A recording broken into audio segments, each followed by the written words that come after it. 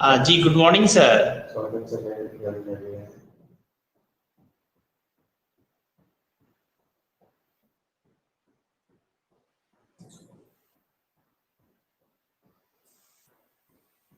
Hello. Ji, good morning, sir. Shortly at 10 o'clock. Can you hear me? Yes, sir. I am able to hear, sir.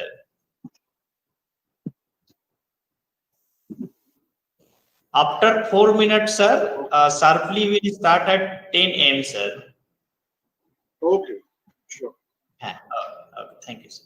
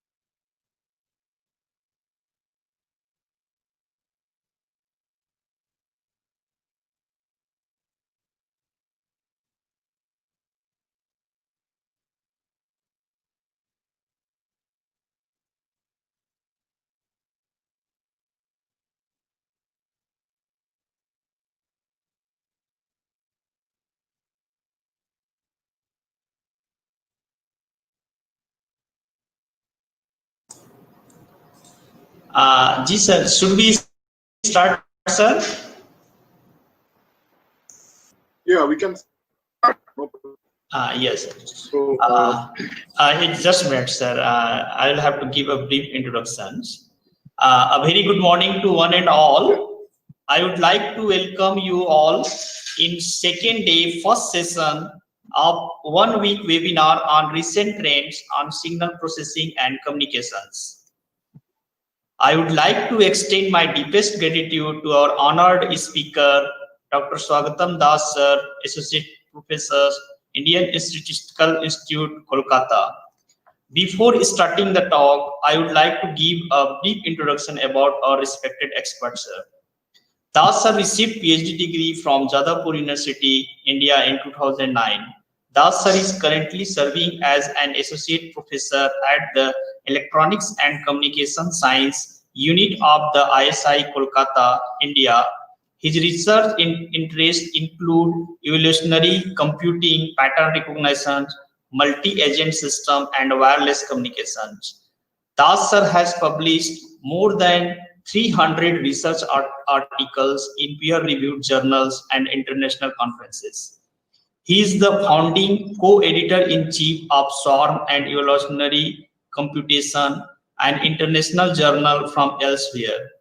He has also served as or is serving as the associate editor of the Pattern Recognition Elsewhere, Neurocomputing Elsewhere, Information Science Elsewhere, IEEE Transaction on System, Main and Cybernetics Systems, IEEE Computational Intelligence Magazines, IEEE Access, and so on. He is an editorial board member of Progress in Artificial Intelligence, Springer, Applied Soft Computing Elsewhere, Engineering Application of Artificial Intelligence Elsewhere, and Artificial Intelligence Review, Springer.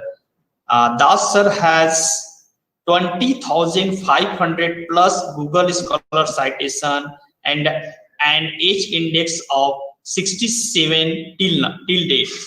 He has been associated with the international program committees and organizing committees of several regular international conferences, including IEEE CEC, IEEE SSCI, SEAL, GECO, and SEMCCO. He has acted as guest editor for special issues in journals like IEEE Transaction on Evolutionary Computation and IEEE Transaction on SMC Part C. He is the recipient of the 2012 Young Engineer Award from the Indian National Academy of Engineering. He is also the recipient of the 2015 Thomson Reuters Research Excellence India Citation Award as the highest cited researcher from India in engineering and computer science category between 2010 to 2014. Sir, with this word, I kindly request you to start your session, sir. Thank you, Dr. Ram, for the long introduction. Let me start today's talk. And if you feel any problem in hearing me, because it's online, we are all trying to get accustomed with these new norms. So at any point of time, if you cannot hear me clearly, please let me know. Either you can tell me or you can write in the chat box also. So I will present my, sure. So I will present my slide window and start the talk now. So you can see, and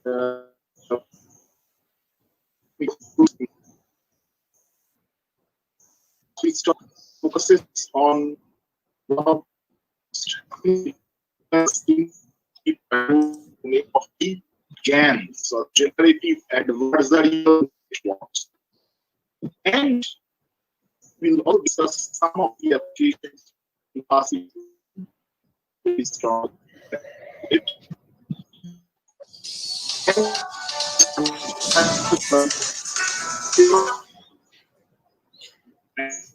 Sir, there is a voice issue, sir. Sir, kindly share your screen, and there is some voice issues coming, sir. No, but can you now hear me? Yeah, right now I am able to hear, sir. Yeah, maybe there is some noise. We have to be careful. So GANs were founded in 2014 only, and within just 6 years, it has reached an immense level of popularity. In this short talk, we will try to capture the most important concepts of GAN and try to, judge some of its mathematical intricacies within the short span of time. But before going into that, let us just summarize what is meant by supervised machine learning framework. As I always say, if you make it very simple, learning means the ability to take future decisions based on past experience. And more you have, more experience at your disposal, this capability of taking the future decision also improves. The whole supervised learning business can be written in this form, y equal to fx. This is the one of the easiest mathematical form which everybody should know. Now, what is this x? X is a vector or a group of numbers which characterize an object. And we try to take a decision about correct category of the object. Okay. So what output from this function is basically decision of x. With x or famous whatever, that decision is actually summarized inside this y. So y equal to x. X is called a function.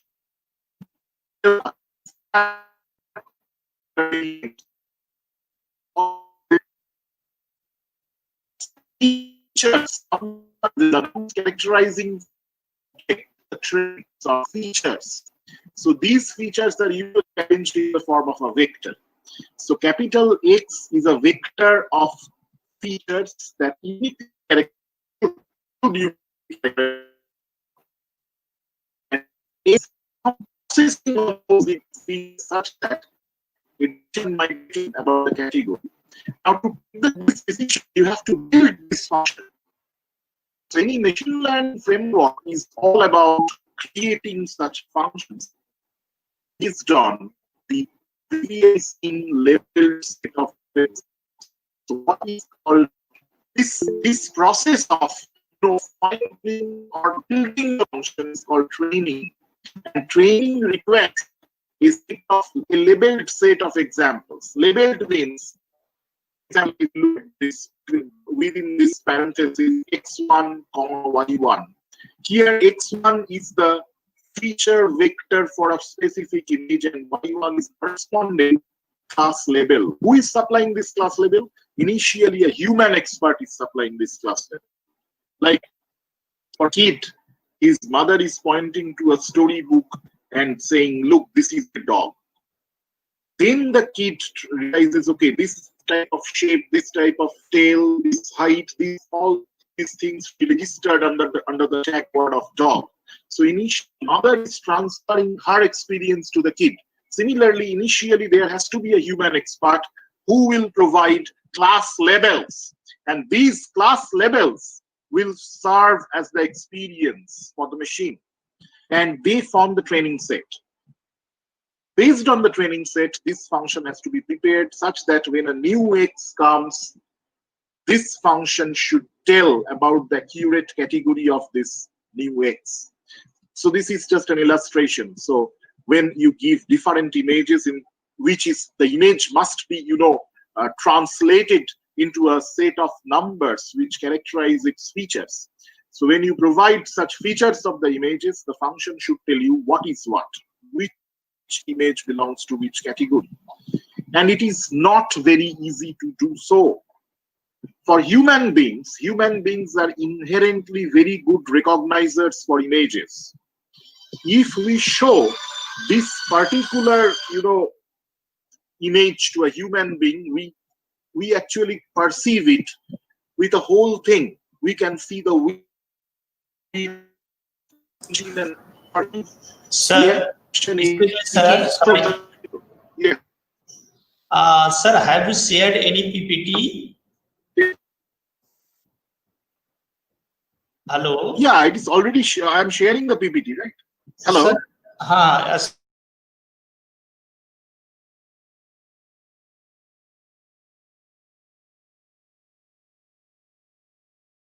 I think the PPT has to be shared, sir. Yeah, I'm sharing the PPT already. Okay, just let me share once again. Okay, I don't know why sir. it is happening. So you need to go to the presentation mode.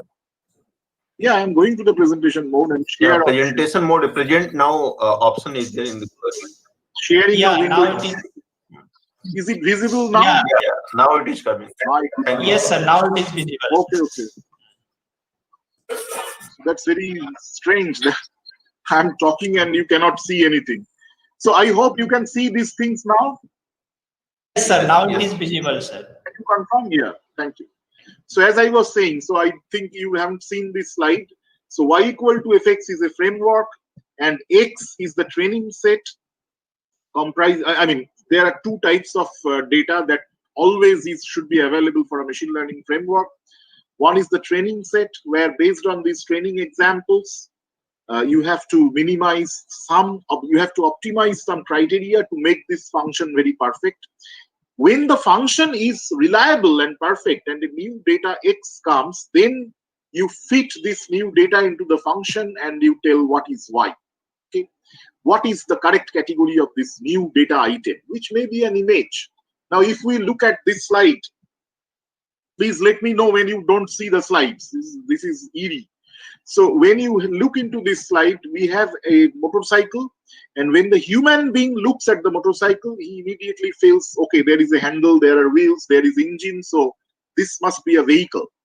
But it is not so. For human beings are inherently very good recognizers for images. Okay.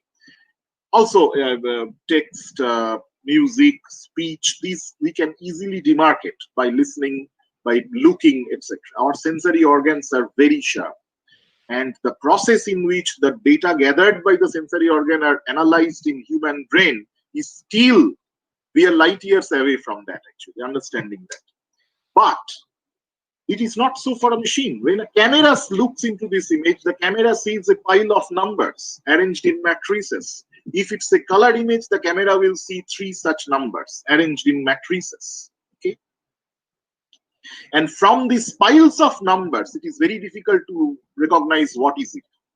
So one option might be you randomly sample 2 pixels, one from here and one from here, and plot the values of these 2 pixels along the 2 axes. If we try to do so, these 2 pixels will have similar values for many other non-vehicle images as well. So if you mount a camera on the opening doorway of your garage to demarcate vehicles from non-vehicles, you don't want an elephant to walk into your garage.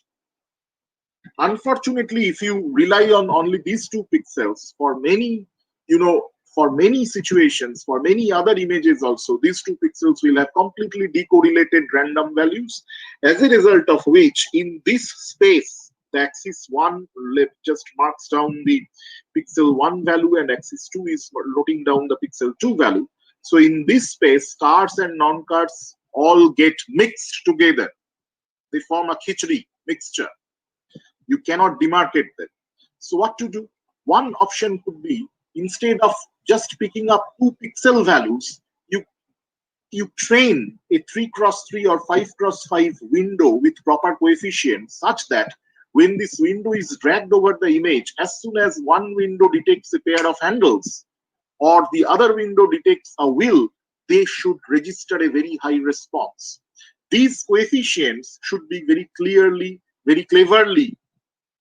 adjusted such that the window, as soon as it captures a handle-like shape, it would give a very high response.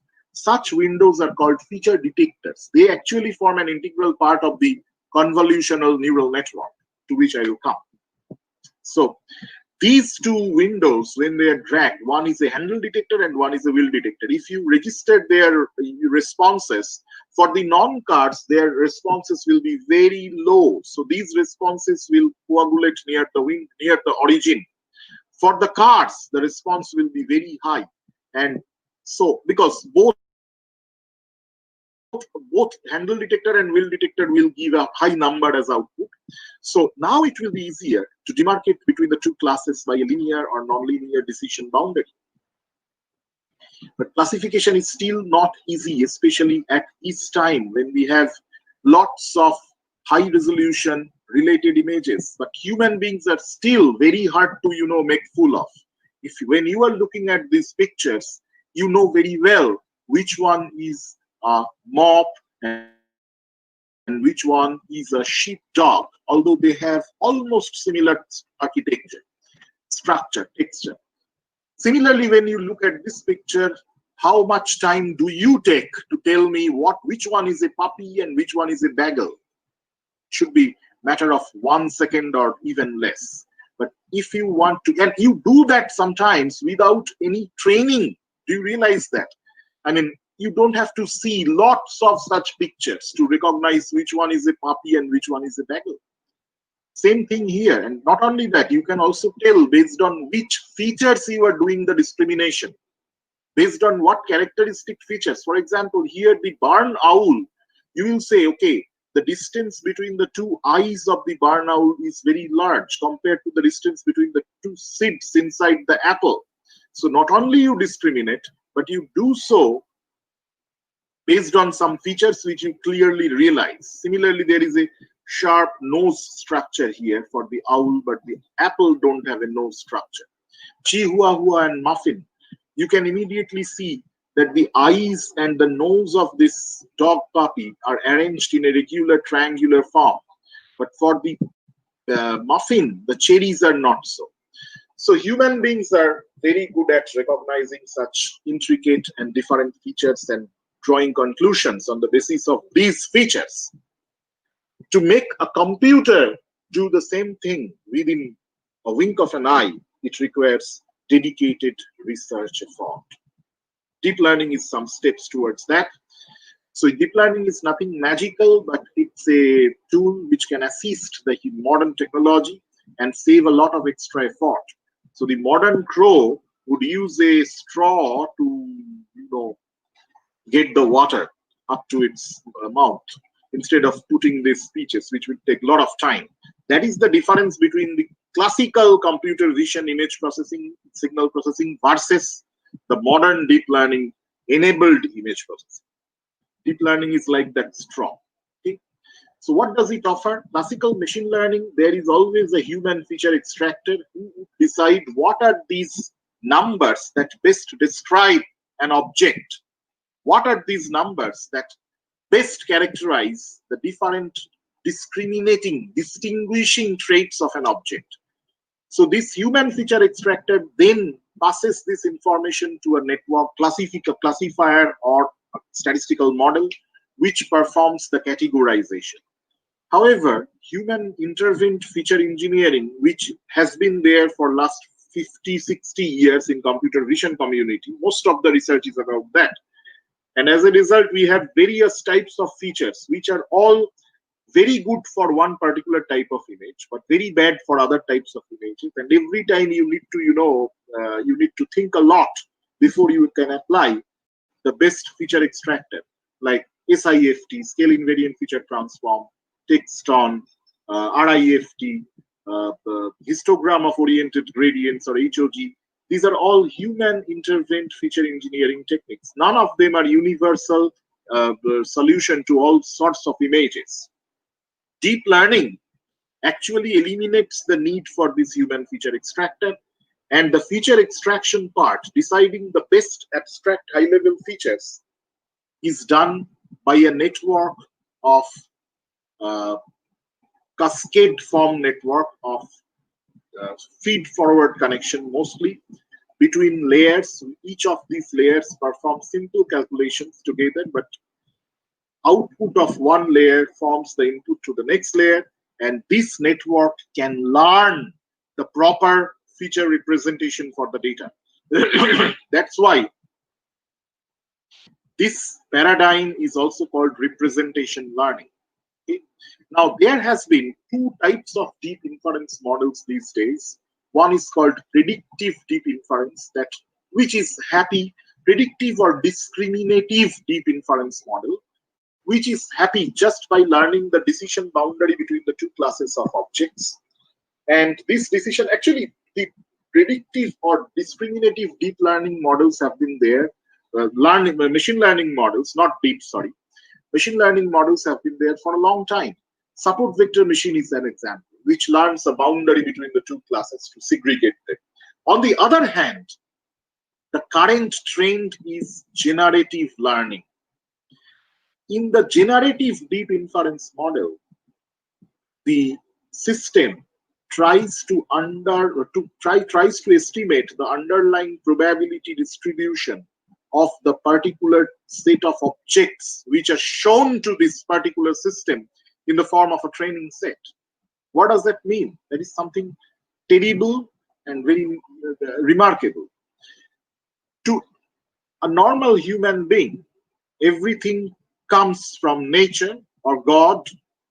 To a statistician, everything is a chance, is there by chance, and everything is sampled from an underlying multivariate probability distribution. So this probability distribution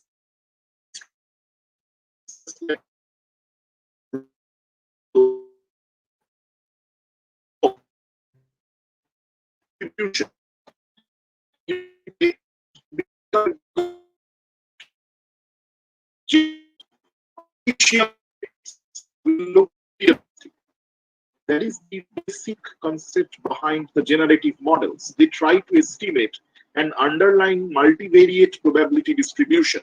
Okay, so this is the difference. In generative models, there are two classes. The discriminative model learns this decision boundary between the classes, and the generative model tries to capture the spatial probability distribution functions from these two classes. Classification is a secondary thing for them. They try to estimate the underlying distribution of each class, and if they can do so, then they can sample from that distribution. See, this is a very old problem in statistics for last more than 100 years old. The problem is density estimation, probability density function estimation. I will give you 10 numbers or 5 numbers, real numbers, 1.6, 2.8, minus 3.2, etc. And I will tell you, give me a Gaussian distribution from which these numbers are most likely to be sampled, have been most likely sampled. So you can give me the mean and the standard deviation of the Gaussian distribution. And as you all know, there is a maximum likelihood principle based on which such distribution can be estimated. But instead of 5 scalar numbers, if I give you 200, 300 vectors, no longer numbers, vectors having 2000 to 5000 dimensions, and if I ask you, give me the underlying probability distribution, which is multivariate, which and number of variates, number of type variables is of the order of thousands, then it becomes a very complicated problem. Usually the older statistical models fail. So under that condition, deep generative inference models rescue us with the help of neural networks. That's where GANs are coming in. Okay. So this is a clear picture which shows what changes happened after 2010, after the publication of one of the breakthrough papers in convolutional neural network. Before that paper, all researchers in neural networks, nearly all researchers obviously, were using this sort of a neural network with only one hidden layer. Neural networks are classifier systems which you can think of a cascaded form of feed-forward information flow. So the input layer accepts different features from an object. These features are light signals, and these signals are flowing through these links. In the hidden layer, the signals are getting actually rearranged and combined with different weights. Each weight is associated with a link in the neural network, and these weights actually determine how much the corresponding signal that how much that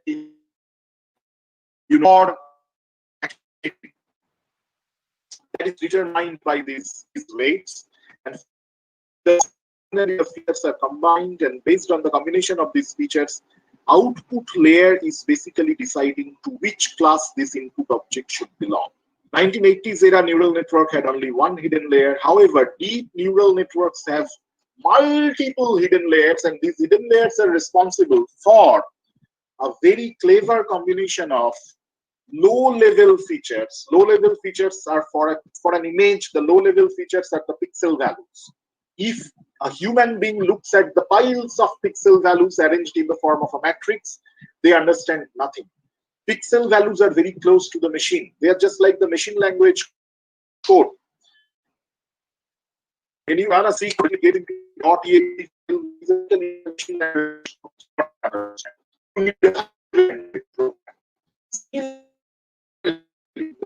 recorded features by the sensors and the lowest level features. In a deep neural network, these hidden layers combine these lowest level features in various linear, nonlinear manner to generate abstract high-level features closely interpretable by human beings. What are abstract high-level features? When you look into the end, do you really see, okay, the top left corner is 156, etc.? Never.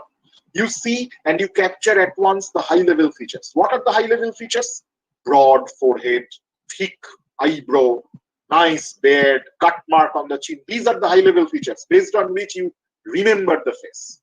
So in deep neural network also, these hidden layers actually, combine these lowest level features in the form of edges, combine the edges to form various body parts like nose, eyebrow, lips, etc., and combines these body parts to finally prepare the prototype for each class. And when an image comes, that image might be taken from another angle with some other lighting condition, but by matching with the prototype of that class, the neural network draws an inference that this image must belong to the George class, for example, here, George Washington, in this example. Anyway, so the 2012 breakthrough came in predictive learning via this famous NIPS, which has more than 50,000 citations, if I'm not wrong, right now. And it classified a huge image database containing, which is called ImageNet, which had 1.5 million tiny images collected from the internet and distributed into 1,000 classes. Before this paper, all the classical machine learning algorithms had an accuracy of about 70%. This paper boosted the accuracy up to 84%, and the error was therefore almost about 16%. The network, the deep convolutional network described in this paper, later evolved into AlexNet. It formed a part of the MATLAB's deep neural network package. And after that, the depth, this is showing you the revolution of the depth. What is that? AlexNet had 8 layers. Then in subsequent years, in 2015, finally there was residual neural network, which is another state-of-the-art variant of the convolutional net at that time. Now you cannot call it state-of-the-art, but anyway. So at that time, this residual network boosted the accuracy to 96.5%. And the error was 3.5%, which is almost comparable to human level of accuracy, okay, which is about 98%. So, and it had 152 layers. By that time, the hardware technology also improved. We could afford good GPUs to do the programming. That's how it went on. So, yeah, okay. So what happens inside a convolutional net? This is very important for understanding the subsequent discussion. Convolutional neural net performs 2 operations. One is called convolution and nonlinearity network form, and the other one is called max pooling. By using these 2 operations, I'm not going to talk about convolutional net, I'm going to talk about GAN. Therefore, I just summarize what is happening inside. Convolutional net is actually, it takes an image not in the form of, you have a it into a 25-dimensional vector, and then these 25 pixel values are as raw features provided to the neural network. No. In convolutional neural network, it takes the image as a 2 by 2 matrix. I mean, sorry, not 2 by 2, 2-dimensional matrix. A 2-dimensional of numbers, and then it performs convolution followed by max pooling to squeeze this image in the form of a vector. It provides, these two operations provide a vector of numbers which are the most intricate features inside the image. This also provides a great level of compression for the image. Nowadays, 9 megapixel camera is nothing. You have 13, 14 megapixels. Anybody's smartphone have that. So suppose you click a 9 megapixel camera. So it will have 3000 pixels along the length and 3000 pixels along the width. And if you want to, convert it into a vector, you need to have 9 million dimensional vector. So it's 9 million dimensional vector, 3000 into 3000, 9 into 10 power 6. So many dimensional vectors. It's very difficult. The neural network structure will become very nasty and bad and complicated, etc.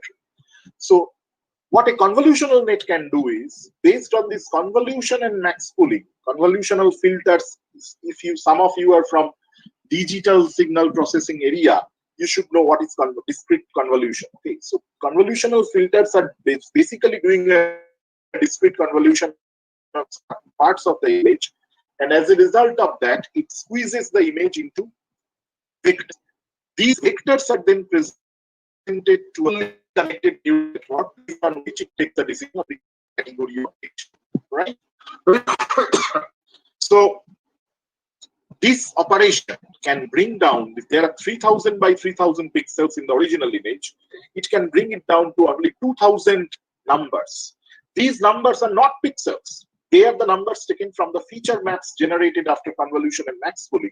These numbers summarize the most intricate features inside the image. For example, when I want to segregate birds from non-birds, what are the pixels in the background doesn't matter. What matters is this presence of this beak region. So one convolutional filter can learn just to detect the beak. If there is a beak, it will provide a very high response. This is the feature detector. These convolutional masks, these convolutional filters are the feature detectors. The other very important feature could be these feathers. So if beaks and feathers are there, it is a bird. Why do I have to bother about so many background pixels, so much unnecessary information? Convolutional neural net, you give an image to it, it provides a vector of high-level description, a vector of higher-level features from the image, and this vector is usually very small, very low dimensional compared to the original image. Then this vector is used subsequently by a fully connected neural network to do the classification. Okay? If we reverse this flow of convolutional neural network, then what happens? If you reverse the flow of a CNN, what would happen? Reversing the flow of a CNN, you provide an image, it gives you a vector. This vector is comprising of high-level description of the image, comprising of numbers which actually summarize the higher-level abstract features of the image. If you reverse the flow, you give a vector to your you give a vector to your system, and the system generates an image from it. This is called deconvolutional neural network. You give a vector of high level, you give a vector of floating point numbers to your system, and the system generates an image out of these numbers. This is called deconvolutional net, which forms an integral part of GAN. So here comes GAN. This is a 2014 breakthrough, and what it does, why it is known so much, is it can synthesize images, it can generate fake images, artificial signals, artificial texts, voice, even graph, which looks very realistic and which have a wide variety of both good and bad uses, like any other science. So we will take a look into it. Actually, if you look at this image, you will see that GAN was trained with medieval period artists' portrait images, and then GAN generated a portrait of its own, and this painting, here there is a signature which reads Generative Adversarial Network. This painting was about to be auctioned in USA for $432,500. So GAN was generating artificial artworks when it was trained with such artworks. It can do wonderful things that we will see now. Okay. Sometimes, here is it. So any modeling, let us have a look at probabilistic modeling. Any probabilistic modeling has a name. What is this name? From the real world, we will have some data objects. These are like pictures or images of a specific type, images of a bedroom. Okay, these are called observations. In language of statisticians and probabilists, each of these real data item is an observation. And there is a model. This model is the system which generates synthetic observation. And the goal of learning is to draw the synthetic observations as close as possible to the real observations. If we do so, then actually what we are doing is we are trying to estimate the underlying probability distribution of the observations. That is what GAN is also trying to do. See, any neural network, you can describe any neural network as a converter from one input space to another output space. In case of handwritten character recognition, handwritten digit recognition system, which was the first breakthrough application of neural networks when the US postal system was digitized. From those efforts, actually, the MNIST dataset was born. I don't know how many of you are aware of MNIST. So in this situation, there are input images. Each image, suppose it is 16 cross 16 image. So the input of the neural network is a 16-dimensional vector. Sorry, 256-dimensional vector. And the output is one of the 10 classes. So the neural network is converting from R256 to R10. Every neural network is like a function, which is like y equal to fx. I was showing in the earlier slides. Similarly, what if we can use the neural network to convert one probability distribution to another probability distribution? This is the method of designing many intricate systems in statistics, probability, machine learning. So what we do is, like any other numerical computing scenario, what happens? You start with a single gauged solution, trial solution, which might be very easy one. Then with iterations or with time, you go on, fine-tuning that trial solution. Similarly, here in the generative models, we can start with a very easy probability distribution, which is like this uniform distribution. And then there is a neural network which will convert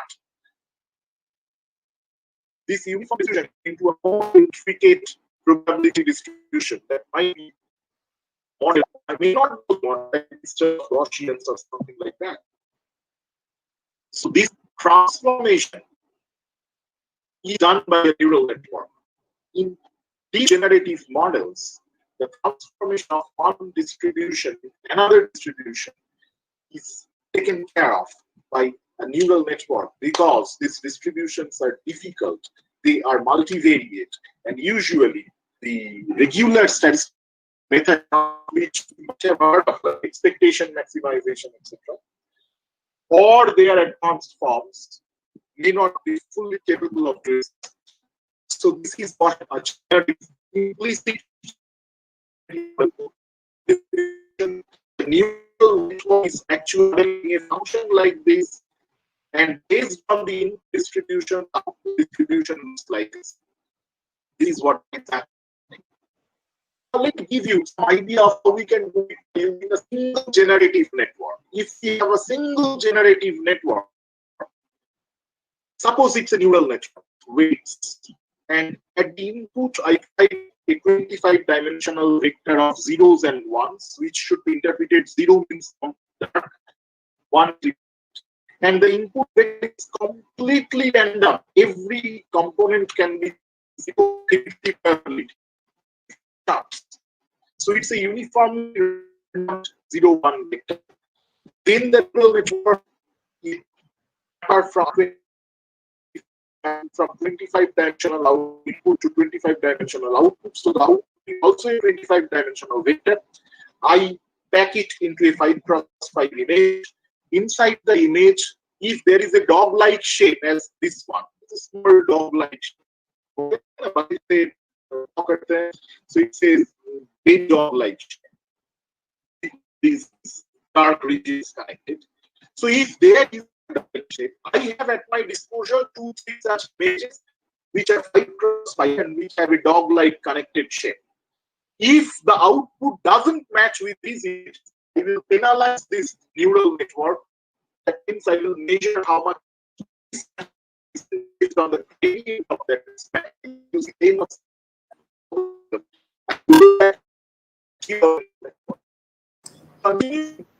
Sir, sorry, sir, to disturb you. Sir, the Yes. voice is breaking, sir. Can you use, sir, any headphone or something, or what is the issue? Still, there is issue with voice, sir. Sir, it is better. You can your video is visible, so you can mute your videos, or only presentation should be there. It will save the bandwidth, sir. So just you disconnect your video, sir.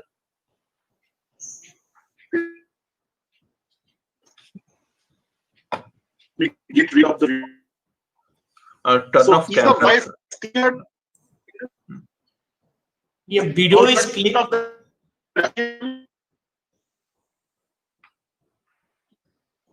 I have now turned off camera. Can you now hear me?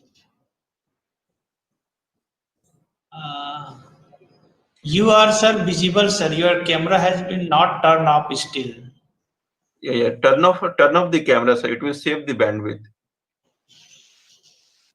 No, I don't know why.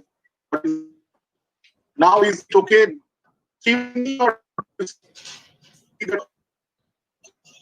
I have lost my connection.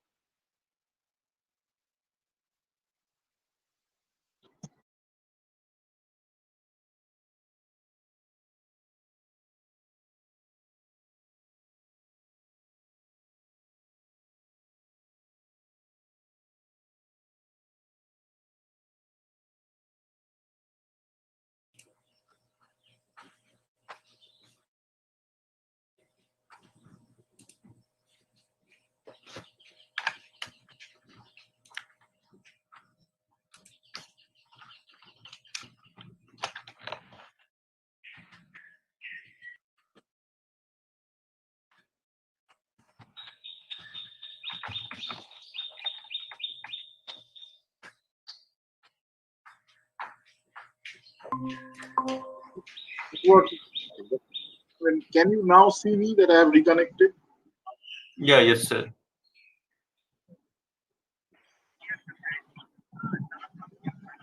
Yeah, it's now my camera is already turned off. Can you see that? Yeah. It turned off, sir. Okay, so I will get back to slides once again. Give me one more to connect.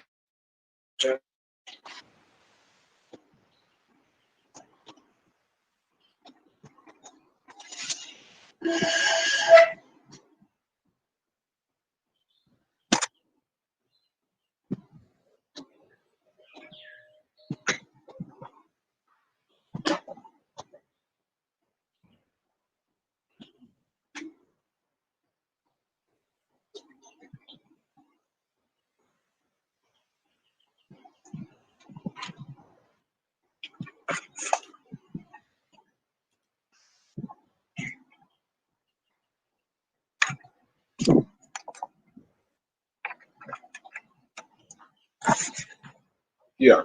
So now let me share the screen once again.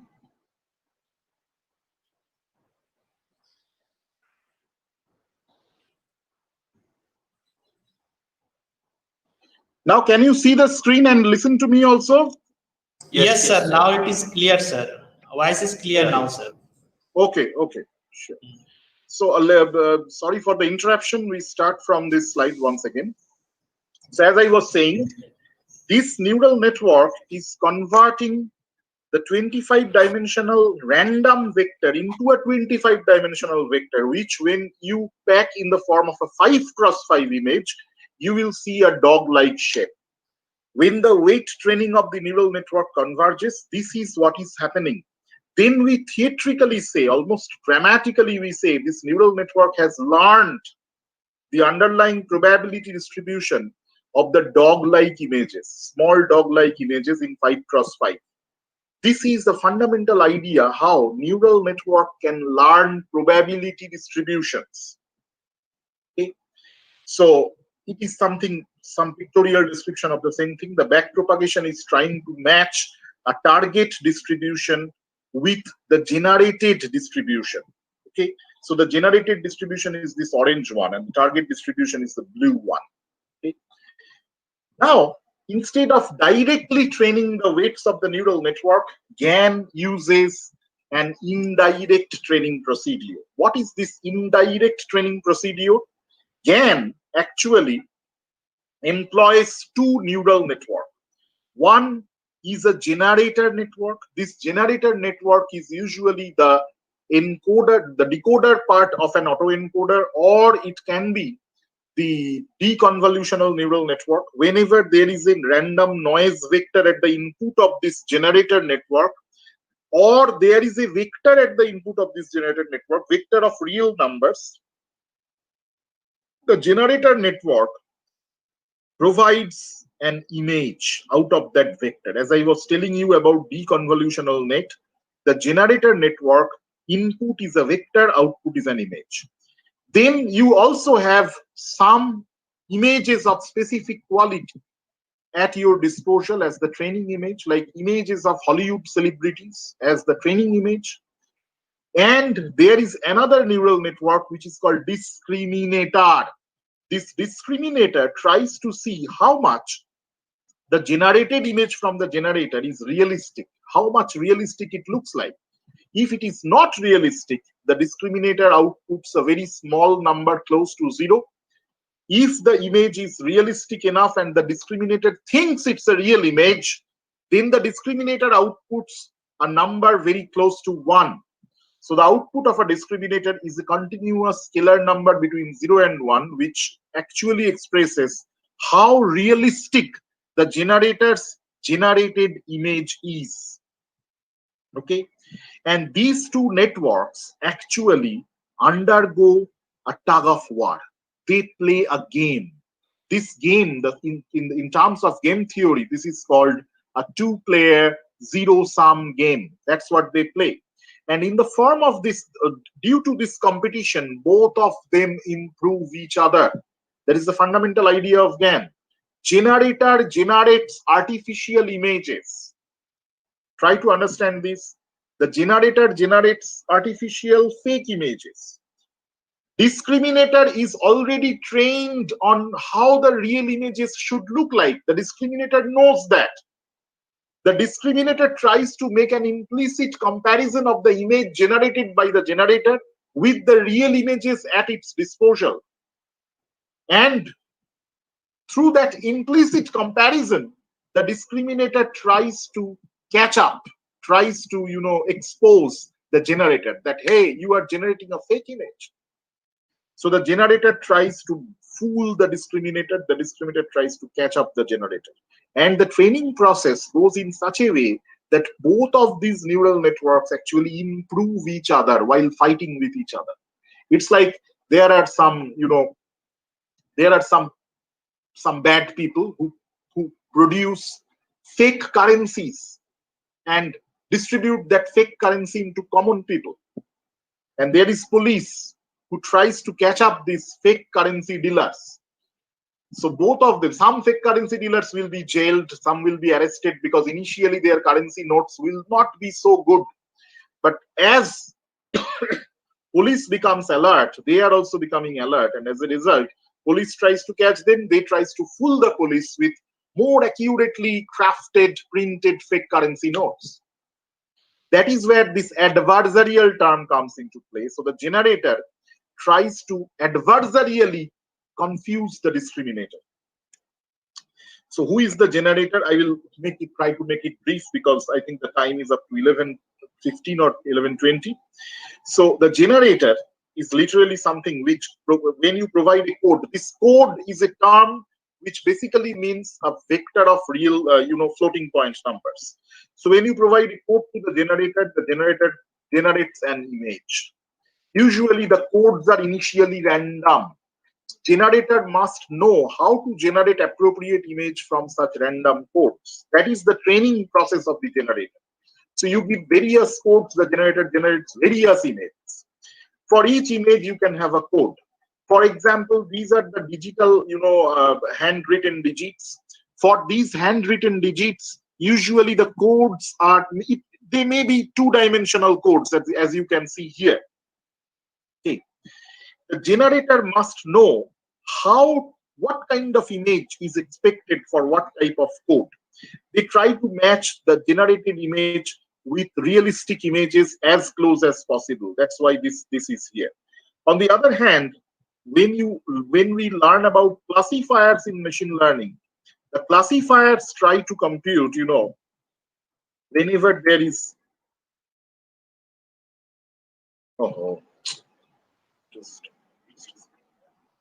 so whenever there is a image like this, the classifier tries to put this image into one of the 10 classes, signifying 10 digits, and they try to match it with the one-hot encoding of some class. For example, in this case, it is an image of 1.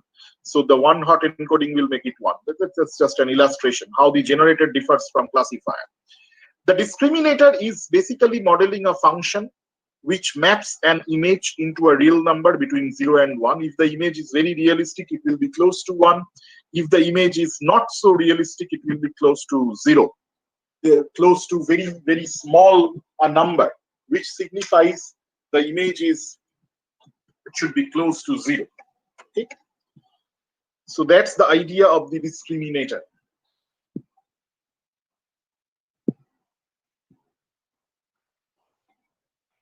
Yeah. So, for example, for this image, the score is just 0.1. Sometimes discriminators are also called evaluation functions, potential functions, etc. Can we use the discriminator to generate objects? Yes, by using a feedback from the generator. So the general algorithm is given a set of positive examples. The discriminator training. See, the two neural networks are there inside GAN. One is generator and one is discriminator. Training of these two are interlinked and they cannot proceed one without the other. The general algorithm is given a set of positive examples. Positive examples are the realistic images taken from real world. Generate a set of negative examples like this sort of examples, which the generator will generate initially, because the generator initially will have randomly sampled noise vectors at its input. From those randomly sampled noise vectors, the generator will generate lots of such ghostly looking images. In each iteration, the discriminator learns to discriminate the positive versus the negative examples. And the negative examples are generated by the discriminator by making its score as maximum as possible. So here is the crunch. The generator generates some x hat. This x hat is an image output of the generator, which is an image. This x tilt, sorry, it's not hat. This x tilt, the generator tries to generate this x tilt in such a manner that when this x tilt is evaluated by the discriminator, it should give it a maximum.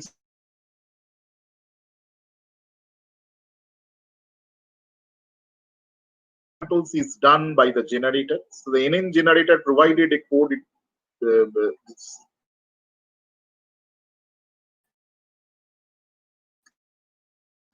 given to evaluate the image. The generator tries to generate such images for which the discriminator score may become maximum. That's why this argmax is there. So the generator tries to push the score from the discriminator towards 1. Okay. So initially that will not be possible. So the hidden layer is basically this image generated from the generator, which is like that. So once the discriminator gives a very small score to the generator generated image, that means now the generator weights need to be updated. Okay. After the updation of the generator weights, the generator generates a improved version of the image. Now the discriminator is fixed. So this improved version of the image is again evaluated by the discriminator. Now the discriminator gives it a high score because it's an improved version. Based on this, now the generator needs, so the generator has improved. This high score means now the generator has improved. Okay. So the algorithm is we initialize generator and discriminator in each training iteration. We sample some real objects from our training set. GAN must have a big training set. So GAN has a training set. From the training set, we sample some real objects. Based on these real objects, so now the generator is given a free hand to generate some fake objects from the initial codes. So the generator generates this sort of fake objects, as you can see. They are no match for the real objects. Initially, the generator is now untrained. That's why it is generating such images. Now there is discriminator. The discriminator weights are updated. The discriminator is basically doing a binary classification here, just to demarcate between the real images and the fake images. So the discriminator gives 0 scores, and so this is the discriminator is basically doing a kind of logistic regression. The discriminator is giving high score to these generated images and very low, high score to the realistic images and very low score to the generated images. Okay. Once the discriminator has learned this, now the discriminator is kept fixed and the generator is now improved. The generator is now generating images. These images will be evaluated by the discriminator. Discriminator is now fixed. It evaluates the images generated by the generator. Based on the score assigned by the discriminator, the generator weights are updated. So the generator tries. What is the aim of the generator?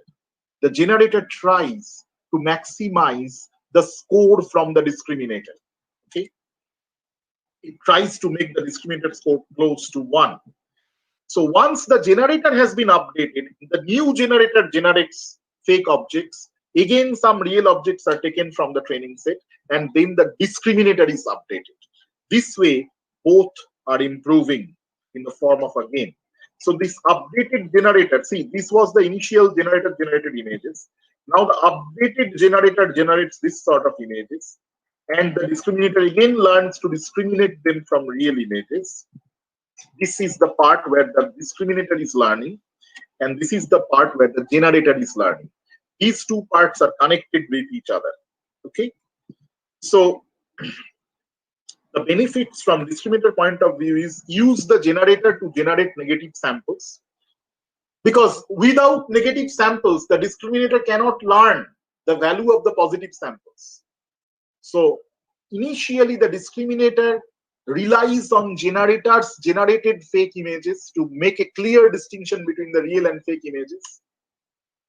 Then, based on the ability of the discriminator is now fixed. Based on its ability to demarcate these two sorts of images, the generator improves its capability of generating more and more realistically looking fake images. So from generator's point of view, it's like maximizing the score from the discriminator. So the training cycle of GAN proceeds through 3 possible scenarios, as you can see here. One is real images are coming to the discriminator. The discriminator is not well trained, so it says these are fake. So in that case, the error function, there is only one single loss function. Usually nowadays, A different loss function is used for the generator also. But usually, based on a single loss function, the discriminator weights are updated. This is called false negative scenario.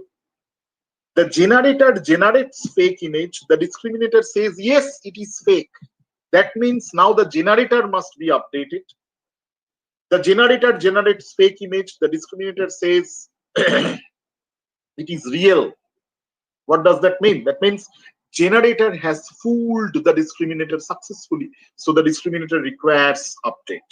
This is how we proceed. These are the three situations of the training cycle in a GAN. And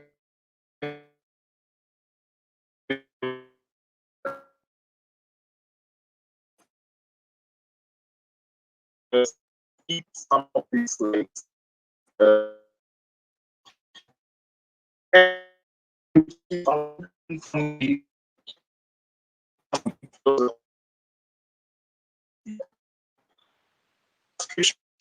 These blue dots are the target distribution, and the orange dots are the data. So how fast and how quickly the generated data mixes up with the real data. They arrange themselves in the form of the real data. That has been shown here. And in case of VAE, VAE is another deep generative model that is called variational autoencoders. GANs are approximating this circular distribution much faster and better than VAE. But GANs are not meant for such toy examples. They are meant to generate really good looking images like this. So if you look at the images of various categories which are generated by GAN, you have to believe that these horses never walked on earth. These churches were never built. These cycles were never manufactured. They are all fake objects from various classes, sampled and prepared by GAN. So how the GAN images evolved with time, with the progressive growth of various GAN architectures. In 2014, this sort of images were finally generated by the GAN. By the way, when the training converges, we assume in the ideal situation that both the discriminator and the generator have improved up to such an extent that they cannot improve anymore. And we say that is the Nash equilibrium of the two-player zero-sum game, although it may not be achieved in most of the cases. But in the generator training converges, usually these are the images, these are the final images that they generate. So 2014, 15, 16, now this is the famous celebrity, this image is from the famous celeb database. So GAN was trained with the faces of Hollywood celebrities like Tom Cruise, Brad Pitt, Angelina Jolie, etc. And then GAN generated its own celebrities who were never born on Earth. So if you look at this image, you will see the wrinkles and every other, these grayish hairs, everything is so prominent.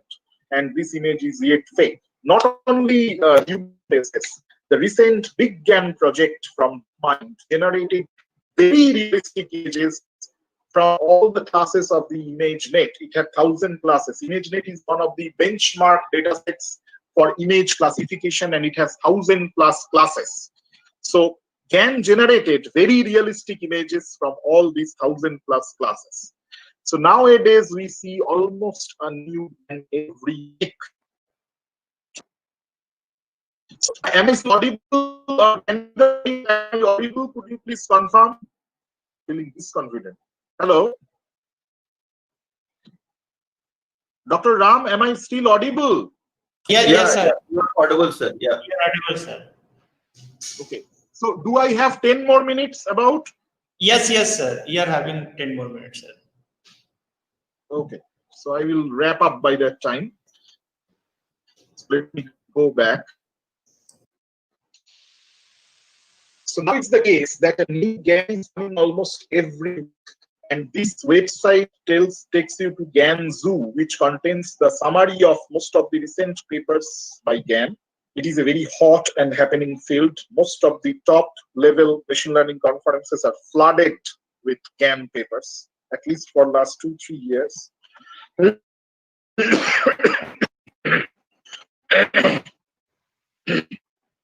Now coming to The classification of image learning. Implicit assumption is we handle a gentleman data. Gentleman data means all the classes are equally represented. That is the first basic assumption. That means in the training spaces equal number of samples. If this may not be possible in most of the realistic situations. Suppose I provided a range of breast mammograms, digital mammograms of breast tissues, and there is an oncologist, cancer specialist who will label these images according to whether mammogram is showing microcalcification spots, which are the indicators of onset of breast cancer. This diagnosis is of most importance because breast cancer, if you can diagnose it at an earlier stage, you still have hope of survival for a few more years, right? So now the question is, out of the 100 samples, 100 training breast mammograms, 4 to 5 you will find, the doctor will find to have cancer. Rest 96 to 95 are benign. So when I use this data, now I cannot always have a doctor to, if there are lots of patients, we have to rely on a computer aided diagnostic system.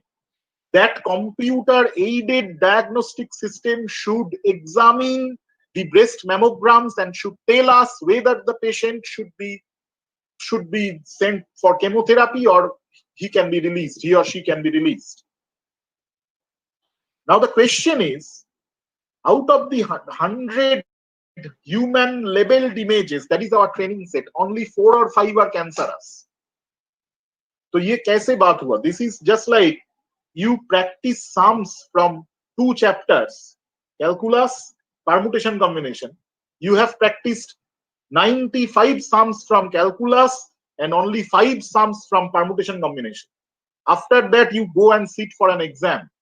What will happen? You will feel very confident in calculus. You will feel very disconfident, very nervous, weak for sums in permutation combination. Why? Because you have not practiced it. You have not seen all the different types of sums that are possible.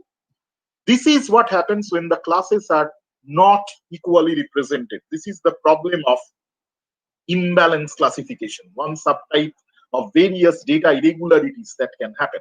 Class imbalance is a very big problem. Okay, lots of real scenarios, including disease detection, including fraud detection from bank transactions.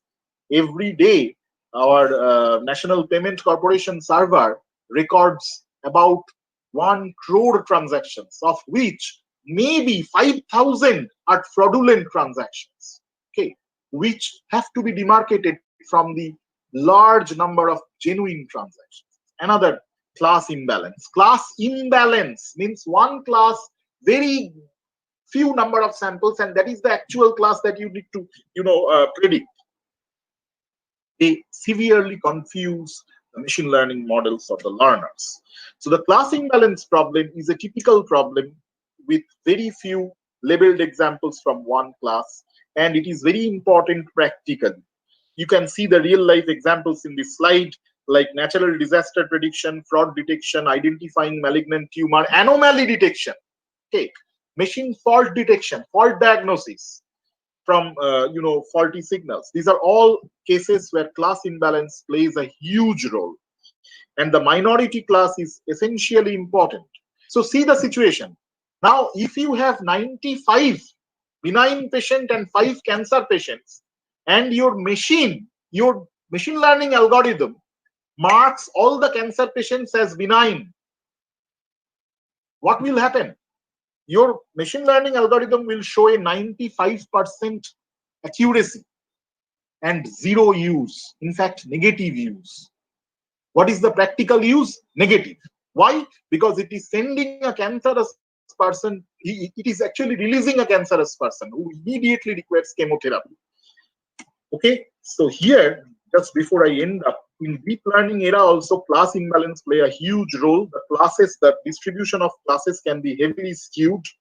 This is the famous Sun 397 dataset, which is highly imbalanced dataset, where near the long tail, these images appear very infrequently, and these images like this drawing room, etc., they appear very frequent. So the distribution of the classes in the training set is very, very skewed. There are various class imbalance classification techniques. One such technique, one very important technique, is oversampling by SMOT.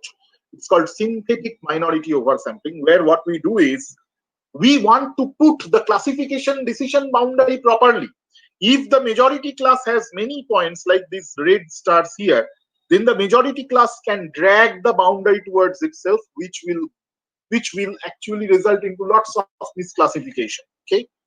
So what we do is, SMOT is basically connecting one new point, one test point with the minority class points, and then it generates new points on these lines. That's what SMOT does, but it cannot do so in a complicated feature space. That's where, so I will skip some of these details. SMOT is a very interesting technique. This is we last year, it was presented in the ICC 2019 conference, which is one of the largest conferences in computer vision community. We call it GAMO. It's a generative adversarial minority oversampling. So we used GAN to generate artificial samples from the minority class to populate the minority class, so that the classifier learns to put its decision boundary properly between the two classes. I don't have enough time to describe the mathematical intricacies behind this revised GAN architecture. It is actually a 3-player game instead of 2-player conventional GANs, but I will only show you the basic idea, the very basic idea, by using picture. Pictures are the best ways to, communicate any idea. So I will use a picture. Suppose our classes are distributed in this manner. These blue points are from one class. The blue points are from the majority class. Majority because you can see so many blue points. And we also have these red points from the minority class. So few red points. If we do nothing and we just train a neural network classifier on this situation, the classifier will learn a region like this. And as a result, it will misclassify several red points. These red points may denote the breast mammogram of a patient who has a cancer. And the classifier says, no, he is normal. He can go home. He or she can go home. Treated, untreated, cancer can be, dangerous. This is the false negative scenario. False negative scenario. Cancer, there is cancer, and the machine is saying, no, it's negative. It's not cancer positive. Okay. Now, if we add a convex generator, this convex generator is a single GANs generator which tries to generate artificial points. No discriminator, only there is a convex generator and there is a classifier. The classifier tries to learn the boundary, and the convex generator tries to populate this minority class, this red class, with lots of green points. So as a result of which, now the classifier misses lots of majority class points, as you can see here. This is another big problem. Another big problem. So somebody who is benign, who doesn't have cancer, the machine says, yes, you have cancer. This is the false positive scenario. So if a benign person is diagnosed with cancer and he has to undergo chemotherapy, lot of physiological damage will occur to that person. Okay, so that is also dangerous. In case of COVID-19, false positive is still okay. Somebody is erroneously diagnosed with COVID, he will take lots of zinc, calcium, etc., and he will have some good care, more cleaning. Not so bad. In case of COVID, false negative might be dangerous, but false positive is not so bad. In case of cancer, false positive might be very dangerous. So there are various, practical implications. What GAMO does is, instead of this convex generator, it also adds a discriminator. So GAMO is a tree-neural network system. It implies tree neural convex generator, one is a classifier and one is a discriminator. The discriminating points within the minority class, as you can see this. To the thing that the majority of the minority class almost equal, so it learns the transition boundary between the races and gives us very good results. That's how functions. This paper all are available. These are the cost functions for the game.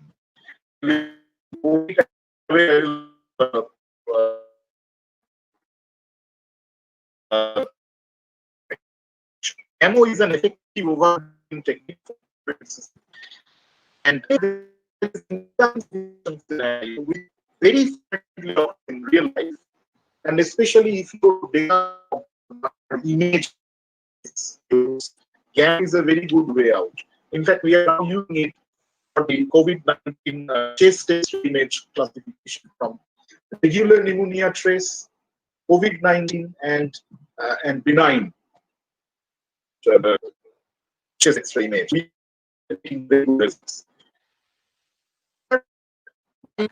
Planning as a whole is not hyperparameters to be tuned for a deep learning system, and these hyperparameters are like how many layers are there, how many nodes should be there per hidden layer, what type of activation function must be used.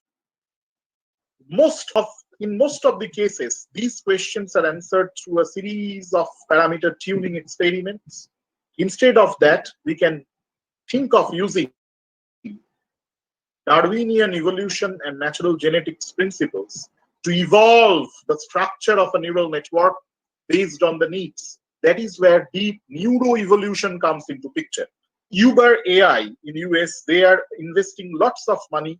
You can see this blog of OpenAI to understand how evolutionary algorithms are being used. Evolutionary computing techniques like evolution strategies, differential optimization kind of used for the neuroevolution. And you can see this latest survey in published Artificial Intelligence Review for the same purpose. For example, this paper published in IEEE Transactions on Evolutionary Computation evolves the generator of the GAN, keeping the discriminator fixed. It just evolves the generator so that the generator accuracy becomes very high. And it evolves means it is actually adjusting the hidden layer structures, the hidden layer neurons, the various batches for the training, other hyperparameters in a evolutionary manner. Okay.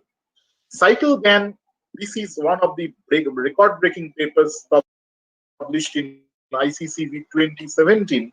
As you can see this picture, cycle GAN is a method of transferring the style of an image while preserving the content of the image. So given a photograph clicked by camera, cycle GAN is pre-trained with the drawing styles of famous artists like Vincent van Gogh. So when you give a camera clicked photograph to cycle GAN, it can show you how that photograph would look like if it would have been drawn by Van Gogh. Okay? So more cool applications of improved GAN architectures are all around us. For example, designing high resolution photorealistic images. Now this is the situation in 2017. Now it has improved a lot. Progressive GAN was generating photos of Hollywood celebrities who were never born on Earth. Then we had this neural photo editor, where it's a behavioral editor. You keep your cursor at various places, it will show how you would look like with various, hairstyles. Pix2Pix is an image-to-image translation system. So given a sketch, it can generate an original object out of the sketch. Given original street scenes, it can generate road maps, etc. Neural photo editor is also very nice and very good addition to e-commerce websites. There are lots of such cool applications. Some of these are very serious also, like in the medical diagnostic system. Generation of this sort of artificial images sometimes helps us to better understand the interiors. Movie industry has a big stakeholding in it as a special effect. bringing older photos to life. How would you look? You give some expression on your face, and then now the recent variants of few-shot adversarial learning, which is another big paradigm at its own right, transfers that expression into the face of famous old paintings or famous celebrity people. So how Mona Lisa would look like if she would imitate the expressions given by you. 3 different expressions you can see in the face of Mona Lisa. Now this Amazon has their virtual trial room. You upload a photo and you buy a jacket. They will put that jacket on your photo, and you will see how you look like when you are wearing that jacket. You get me? So these are some really nice, cool applications. Sometimes it is very funny as well. Like all other branches, GAN also has its good side and bad side. Generating fake images. In fact, there is a deep fake website which is from Google DeepMind or some similar company, I forgot. This deep fake is famous for generating fake news clips. So if you can generate fake video, fake text, fake news clips, you can easily trigger a riot in a sensitive region. So like all other branches of science, like atomic energy, you can use GANs also for good and bad both purposes, right? It's up to us for what we will use it. So this is the last, almost the last slide. With backpropagation and many other methods, are we really any close to how the brain functions? Geoffrey Everest Hinton is the godfather of machine learning. He and his fellow colleagues, academic children basically, Ian LeCun and Yoshua Bengio, they are behind the deep learning revolution. This trio have won the Turing Award, which is equivalent to Nobel Prize in computer science. After so many things, Hinton still believes we are light years away from how actually the human brain functions. So Hinton says the future depends on some graduate student who is deeply suspicious of everything I have said. That's why keep on doubting. Probably from your doubts and questions, new paradigms will open up in future, and we will go into artificial intelligence 5.0. Now we are at 4.0, we should go to 5.0. So these are some nice resources. I have used some of these in the slides as well. This is the only good book written on deep learning, very reliable book written on deep learning by the original godfathers of GAN, like Goodfellow and Bengio, and it is freely available. In fact, all machine learning literatures are freely available thanks to the open access movement supported by Geoffrey Hinton and his academic children. You don't have to pay IEEE, Springer, Elsevier any money. All the top machine learning and computer vision papers in ICCV, CVPR, ICML, NEEPS, all these papers are freely available. All the tutorials and books are freely available. So with this, I would like to conclude. And if you have any questions, I would be happy to take a few questions from your side. Thank you very much.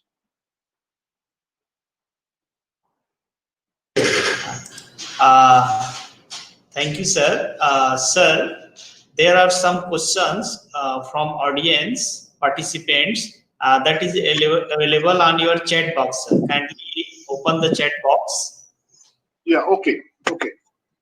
Give me one moment.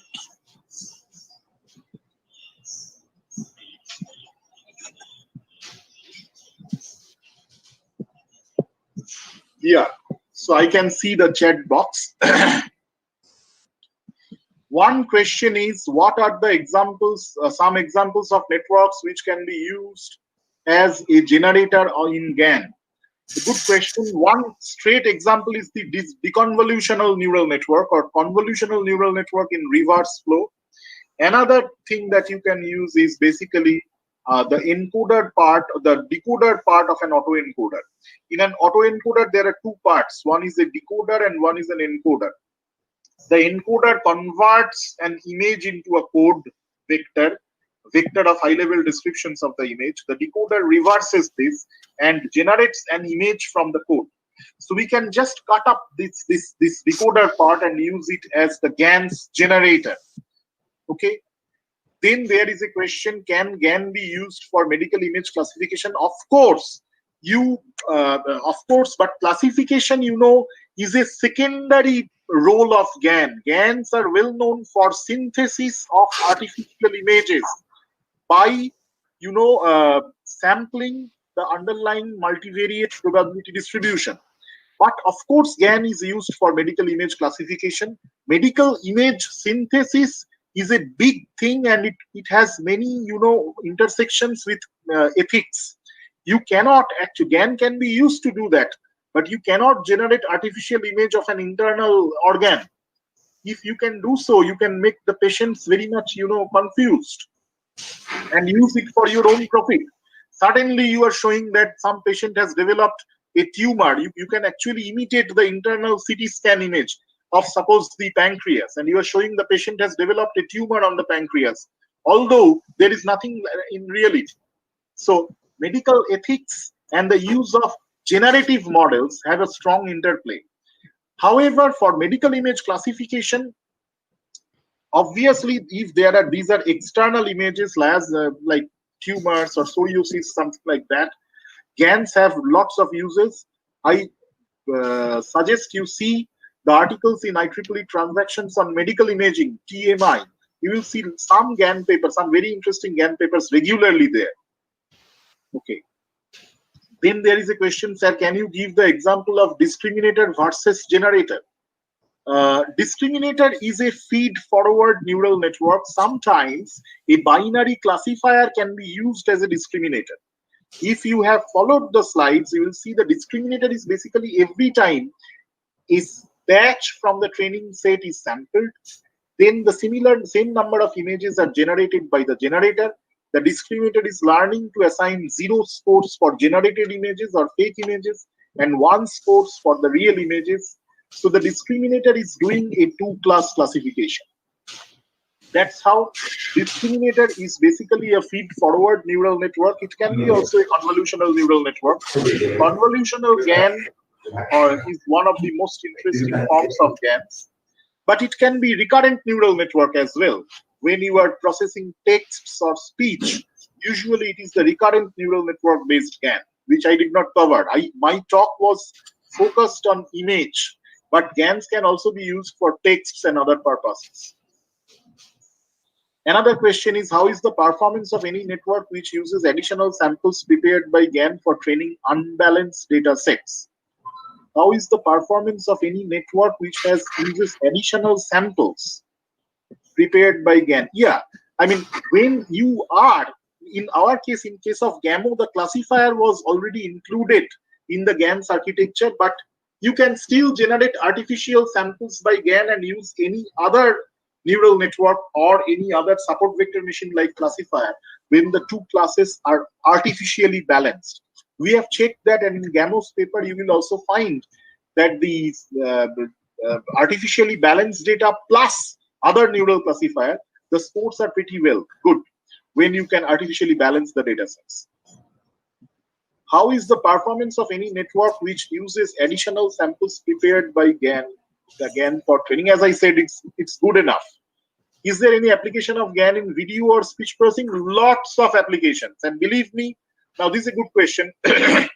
Believe me, now even cycle GAN is adopted for speech style transfer. Speech style transfer means my voice is not very good. I am talking to you about GAN and I want to sound like Amitabh Bachchan. So a cycle speech GAN can actually transfer the vocal texture of Mr. Amitabh Bachchan into my voice. So the content will be mine. This GAN lecture will be mine. But the baritone voice which you will listen will be from Mr. Bachchan. That is the idea of voice style transfer.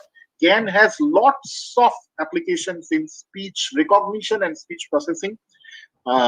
If you can I can send you some papers if you email me offline. Do you think there should be any regulations on the field of AI? Yes, of course. That is why the AI and ethics is now a hot subject. If you look at the curriculum of IIT Bombay or IIT Kharagpur or even MIT Stanford, in MIT Stanford, it's a regular practice. All the AI students must have a course on AI and ethics and law. These three things are interrelated. We assume that after 5 years from now, this judicial system will be very much dependent on artificial intelligence, artificial diagnosis of crime scenarios, reconstruction, forensics, and the entire judiciary, because the way the pending cases are there and they are mounting, and the number of judges are getting fewer and fewer, we have to rely on artificial intelligence. Then ethics will come into play in another big way. So medical science, as I said, medical images have a lot of ethical interplays. So artificial intelligence, law, and ethics, these three combine into some good subjects. If you give a Google search, artificial intelligence and ethics course in Stanford, you will see a nice website with lots of materials. Now, in our leading IITs also, these courses are coming. Students must be aware of their ethical responsibilities before using these tools. So thank you once again. Okay. Sir, I have a few more questions from my side. Yes. Hello. Yeah. Yeah, Sir, yeah. basically, I am from communication background. So, is there any application of scope of GAN in communication? One, in case of IoT, for example, the intrusion there are some intrusion detection. Okay, I mean intrusion and anomaly detection for better system security, cloud security. In case of differentially private applications where you don't want to disclose all your data to the other parties, for that secure communication and differentially private learning, GANs have lots of applications. Whenever there are you have images to transmit, and these images must be secured, there are chances of adversarial attacks by other parties, then the generator versus discriminator architecture can be used for pre-learning of such attacks. That's what I am aware of, but there must be many other applications of GAN. I do not belong to communication area, that's why I cannot pinpoint to your answer, but there has to be, I must say. Yeah, sure, sir. Actually, security, it might be lots of application, I think. Sir, what is the complexity of this GAN? Which type of hardware is required to implement this algorithm? See, when you are dealing with large image data sets, GAN, yes, this is a good question. Let me first tell you that GAN is very much training data savvy. If you want to generate good looking realistic images, you need to provide lots of training examples. People advertise, okay, GAN is a very good thing, very nice philosophy, everything is okay, but it also requires lots of training images. And when you are dealing with such large scale training data, you need to have GPUs, at least a GPU server with 48 plus cores, parallel processing. Now, without GPU, by using a single i7 or i5 core laptop, you can still run GAN, but only on smaller sets of images, like maybe 500, 1000 images, and GAN is trained on them. That situation can be handled. But when you have 1 million plus images, or you need to generate in large scale, these small scale laptops are of no use. You have to switch to GPU. Now Google's DeepMind is coming with TPU, tensor processing unit, So these are the advanced parallel computing hardwares which must be used. Yes, GAN, the two neural networks are interacting.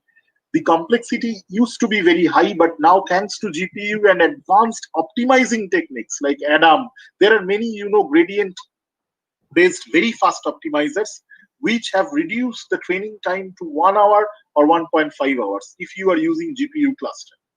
So, sir, this is polynomial time solvable, or this is non-polynomial time solvable?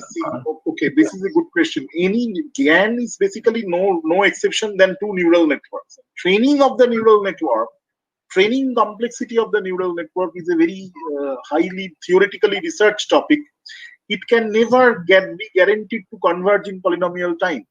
That is why people are using heuristics. It's ultimately, when you are looking at the problem, strip down everything, it boils down to a non-convex optimization problem. Real parameter non-convex optimization problem can never be guaranteedly solved in polynomial time. It is actually super exponential in complexity. If you are going to use an exhaustive search, that is why whenever we don't have any polynomial algorithm for solving these sort of techniques, we resort to heuristics. This gradient descent is ultimately a local heuristic. Do you understand? Sir, Dr. Ganesh, if there is a further question, you may ask to sir via mail. Now, due to the time constraint, there is a next session. In last, sir, actually, Ram, sir, 1 minute. In last, sir, I want to tell, sir, you have presented very well, sir. Actually, I am from communication background, but still I learned lots of things about this GAN. So, thank you for your presentation. Thank you. Yeah, thank you, sir. We the participant especially show our highest gratitude to you, sir, for being with us and sharing your valuable knowledge and experience with us. We would like to thank you, Dr. Swagatam Das, sir, for taking all the pain to deliver his wide range of research experience with us. Sir, we assure it has been a big learning experience for all of us, and all the participants must have benefited and noted down the ideas for their future research work. Sir, we hope to get such opportunities in near future also. Thank you a lot, Thank sir. you. Thank you very much. Have a good day. Okay, thank you, sir. Now, dear participant, our next session will be resumed at 11:35 a.m. Now it's already 11:37 a.m. Our next speaker is Dr. Ashraf Hossain, sir. The topic is millimeter wave wireless communication system. Now already it is 11:38. Now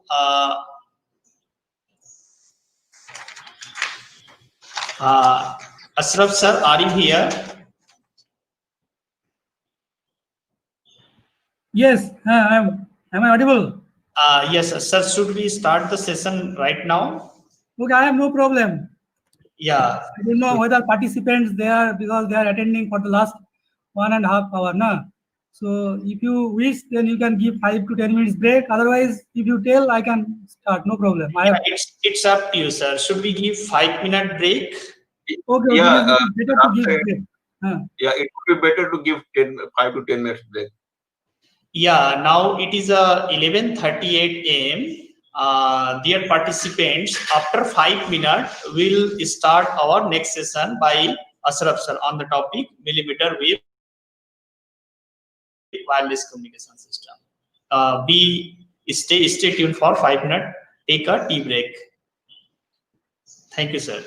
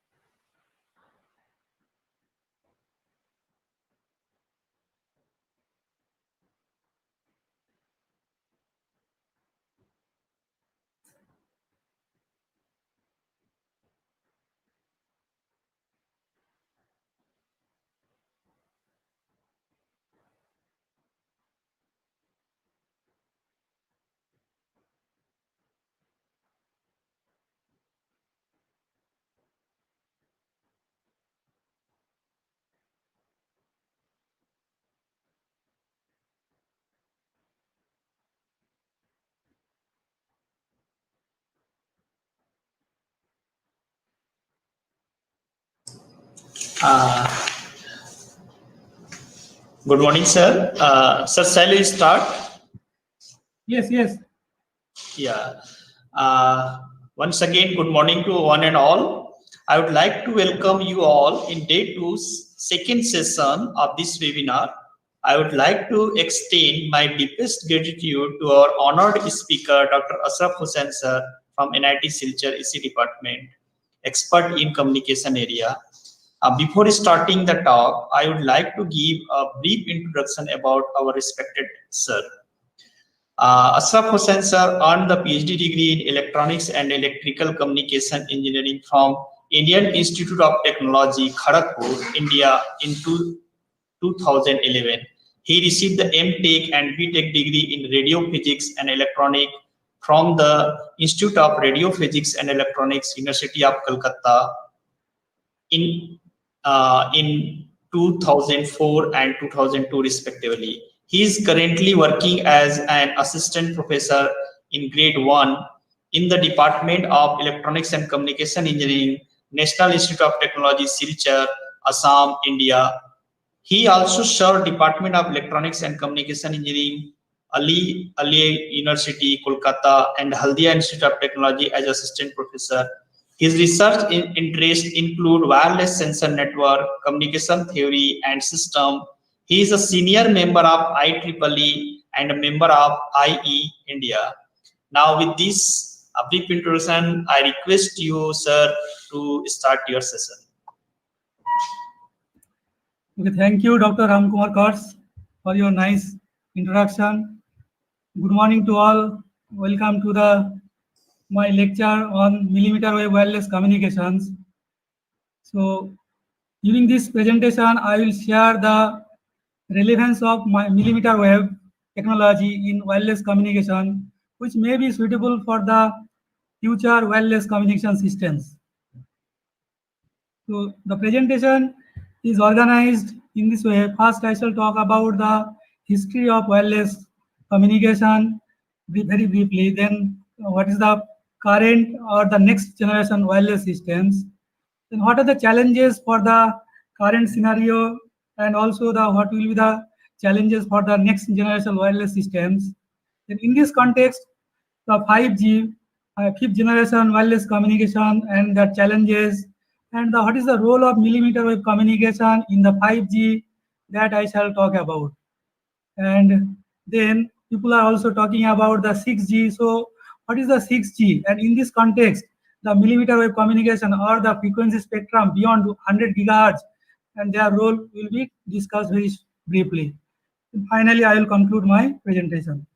So before going to the millimeter wave wireless communication systems, the wireless history that starts from the earlier, the communication was not in the form of electronic format. It was in the ancient time, the communication was done by using the smoke signal, by sending by signal using the smoke. The earlier people, they used to communicate. Similarly, by using the carrier pigeons from one place to another place, that was people used to send some message by using the pigeons. Similarly, later on not electronic format but postal format, the communication by using the postal, that was also feasible. And also the electronic communication started by the invention of Morse code, that is the telegraph. But nowadays the telegram system is obsolete. There is no use of telegraph. And the radio actually and the Morse code was invented in the year 1827 by Samuel Morse. And radio wireless communication, that is by means of radio. The radio was invented in the year 1880s by Marconi. And after that, many sophisticated military radio systems were developed during and after World War II. And the present-day cellular communication system that started in the year 1990s or 1980s. So before introducing the cellular communication, there was the communication that was, of course, was wireless communication. But that time, the concept of cellular was not there. So before introducing the cellular, the communication through wireless was done over a big area, big city or any city, and there was the limitation was the number of users, because the limited number of users were able to get the service, and also the coverage area. So the coverage area was increased by increasing the antenna height, and at that then the frequency reuse concept was not there. So frequency reuse concept was introduced after the invention of the cellular concept by AT&T Bell Lab.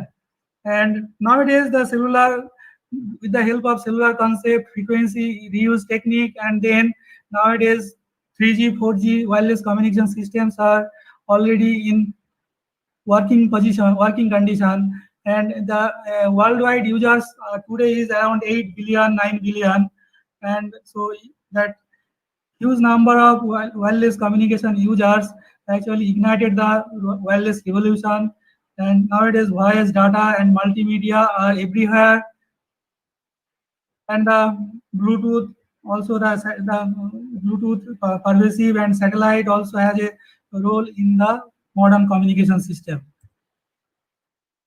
Now, the future wireless networks will be like this, where the, so let me use the, so it will be the connected vehicles, autonomous vehicles will be there, they will be connected to each other, then the smart cities, smart homes, then the application of the future wireless network will be in the body area network, Internet of Things, and for that the data rate will be very high and the latency should be very small.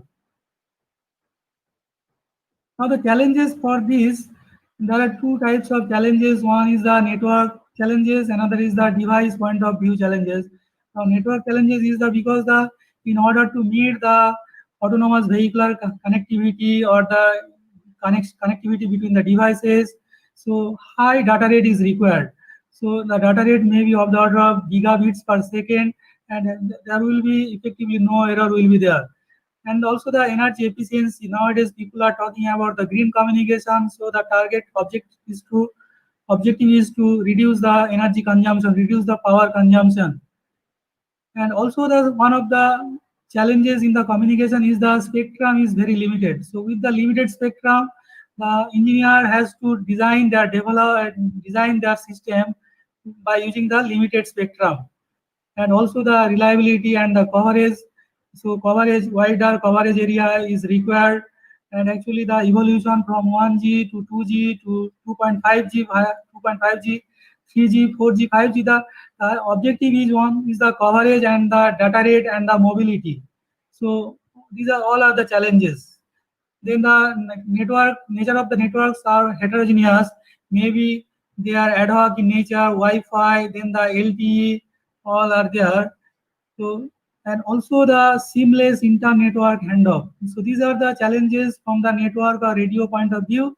Similarly, the challenges from the device or system on chips point of view, the performance of the system, then the complexity of the system, of course the size, power, cost, and also the high frequency, the spectrum, whether the how to implement the millimeter wave technology for the future wireless communication systems. And nowadays the MIMO system, the multi-input, multi-output, so how to accommodate multiple antennas from the device or system on chip challenges point of view. Now, this bar chart shows the growing traffic and the devices rate. So here the data generated per month, here the projection or the data is collected from the Cisco Visual Networking Index, and here the for the year 2013 to 2018, the data rate per month is showing here, and for the year it is to 2018 it is shown that 15.9 exabyte data per month is there. So that shows the huge traffic for the mobile users. So, and here the compound annual growth rate is around 61%. And in this figure, the traffic, that is the terabyte per month, that is also done by Cisco projection, that is done for over the year 2010 to 2013 to 2018, and then after that the projection on the use of Cisco data, then the projection is done by the exponential projection. And here there are three types of data are there. One is the video, then the data is there, then the machine to machine. So here it is showing that the video traffic dominates over the other kind of data like the machine type communication data or the voice data. So it is showing that optimized future wireless networks for video traffic regardless of radio access technology, but seek to retain high performance for MTC, HTTP, etc. And this projection is done up to year 2030. So in order to fulfill the high data rate, the one of the revolution from 4G to 5G is this, and the requirements for the 5Gs are, first is the higher system capacity. The system capacity is 1,000 times more than the earlier 4G system, and one of the important parameter is the reduced latency, because the vehicles are connected to each other on the roadside, and the latency requirement should be less than 1 millisecond. Similarly, the energy savings and the cost reduction is also important for the 5G, and then the massive device connectivity is also important, because the number of devices, large number of devices will be deployed, they will be connected to each other. So how to accommodate massive devices in the 5G requirements, and also the higher data rates, that is the 10 to 100 times more than the existing wireless network. And these can be implemented by using the bandwidth, expansion of the bandwidth. So the potential candidate is millimeter wave, where the bandwidth is 60 gigahertz carrier frequency. On an average 5 gigahertz bandwidth can be utilized. So by using millimeter wave communication, the bandwidth requirement for the 5G system can be addressed. But there are challenges are there. We shall talk about the different types of challenges using millimeter wave communication in the later slides. Similarly, the millimeter wave plus head nets is one of the component is there. Similarly, the effective density, and in the 5G, the density of the base stations are very high. So these 5G requirements can be fulfilled. Also the head nets plus massive MIMO. Okay, then the spectral efficiency, more dimensions, massive MIMO, interference suppression. Then millimeter wave is combined with massive MIMO, and so that the target can be fulfilled. In this figure, we are showing the machine-to-machine communication and machine-to-machine bias view on 5G. Here, there are in this figure along the y-axis data rate is shown. Okay, and the x-axis the devices per square kilometer. That is the device density is shown in the x-axis, and the y-axis the data rate is showing. So here there are 5 regions are there. The green region shows the R1, and that is the present day system where the data rate is of the order of several megabits per second, and the device densities on an average around 100 devices per square kilometer. So R1 shows the present day's scenario for the wireless networks from the point of view machine to machine bias, and then R2 is the slight advanced higher rate of the present system. Similarly, the R3 and R4. R3 is the massive devices are connected with a data rate is low, that is the high data rate, and R4 is the ultra reliable, that is the reliability is very high, whereas the data rate is quite low. And R5 is physically impossible for the time being, where the device density is very high and data rate is also very high. So in this diagram, the reliability and the latencies are two parameters, and that has the importance in the machine to machine communication. So for the 5G, the radio access technology is very much important, and in this context, the different cells like pico cells and femto cells, they were introduced. And for the 5G radio access technology, that is the phantom cell, is introduced in the year 2000 by the WRC 1819, where the we started from the release 8 to 9, that is the uh, long-term evaluation, then the long-term advanced, then the wireless radio convention 15, wireless radio convention 18, 19. They have proposed the release a 14 to 15 by the concept of phantom cell. So phantom cell is concept is like that: the smaller cells are placed on the my macro cell, and control and the data can be put into different bands. Okay, so usually the control is used high power, low frequency bands, where the data is used for the higher frequency, low power bands.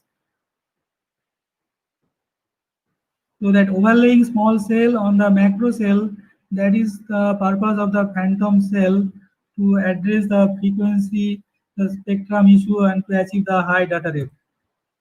In this diagram, we have shown the different data rates for the different generation of wireless systems. So here the 3G, 4G, and the 5G are shown, but 1G, 2G, 2.5G are not shown because their data rate is very low. Initially, the 2G was introduced, that was only for voice. Then the later on it was evolved 2.5G by enhanced data rate for global evolution is GPRS, Global Packet Radio Service, where the data service was trying to introduce by using the existing 2G system, that is the 2.5G. And then the 3G came into the picture, and theoretical peak data rate for the 3G system is 14 Mbps, and the first commercial system that was able to achieve the data rate by using the 3G system was around 384 kbps. So that is the data rate for first commercial products. Similarly, for the 4G, the theoretical data rate is 1 Gbps, whereas the data rate for first commercial products by using 4G was 75 Mbps. In the 5G, that is expected, that is the theoretical data rate is 50 Gbps, gigabits per second, whereas the first commercial product that uses the 5G was able to achieve the data rate of 6 Gbps. So the millimeter wave spectrum is needed to meet the 5G demand. That is now the question is spectrum. In this figure, what is the use of millimeter wave communication? Because millimeter wave communication is used, that is the one of the technology that can provide the high bandwidth, and by using that we can provide the 5G wireless communication. So in this figure, the spectrum, that is the one of the major resources for the wireless and any communication system. So spectrum, that is here that's shown the spectrum for the entire communication system. So here the just sorry 1 minute.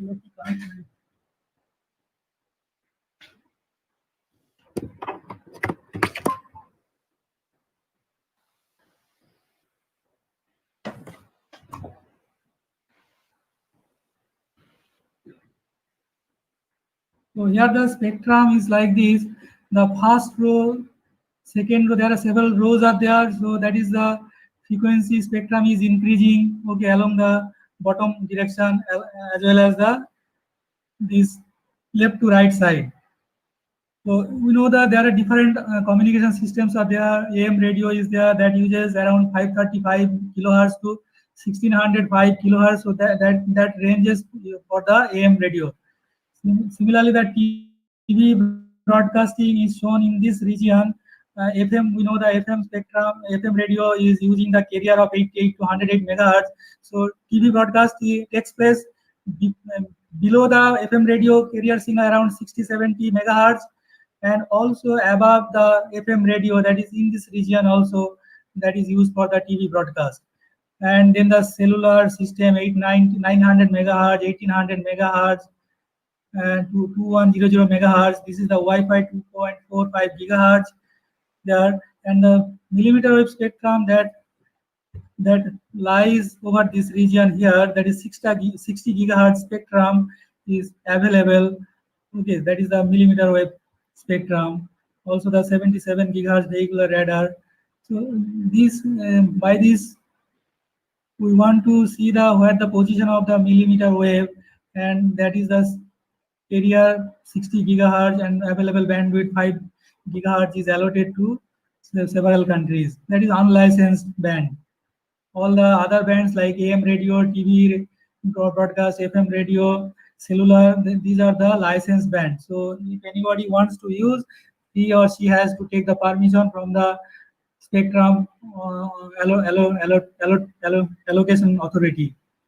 So like FCC is there, and each and every country has their own guideline for auctioning the or allotting the spectrum to the service providers.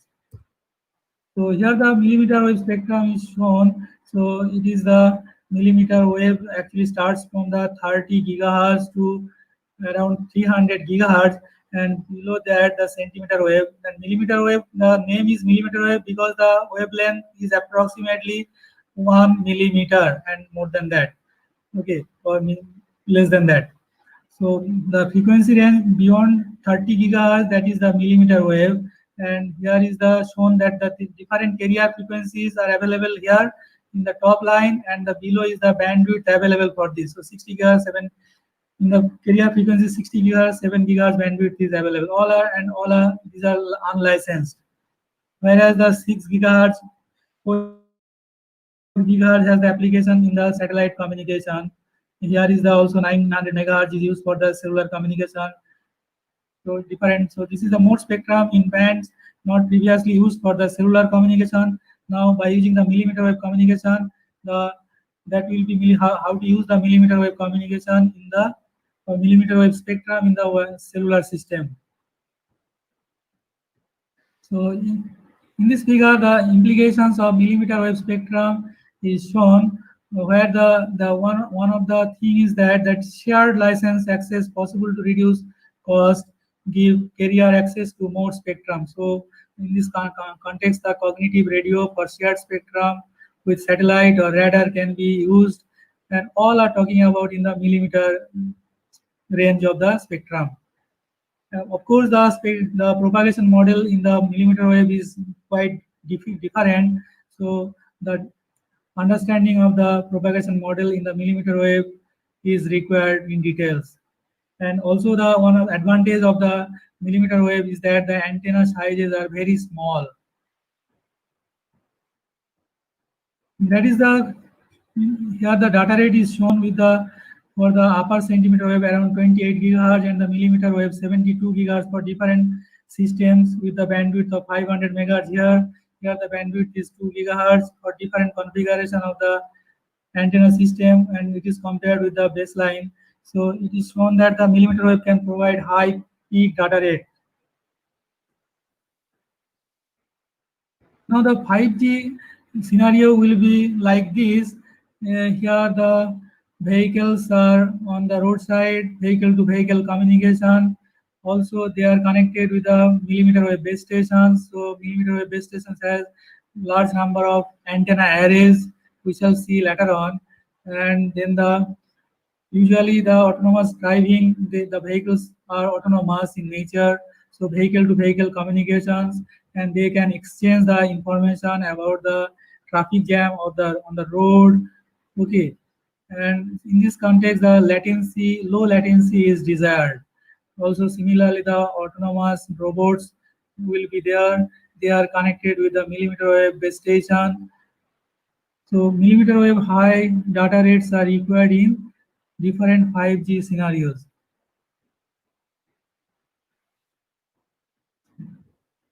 The antenna arrays are important part to achieve in the 5G by using millimeter wave communication.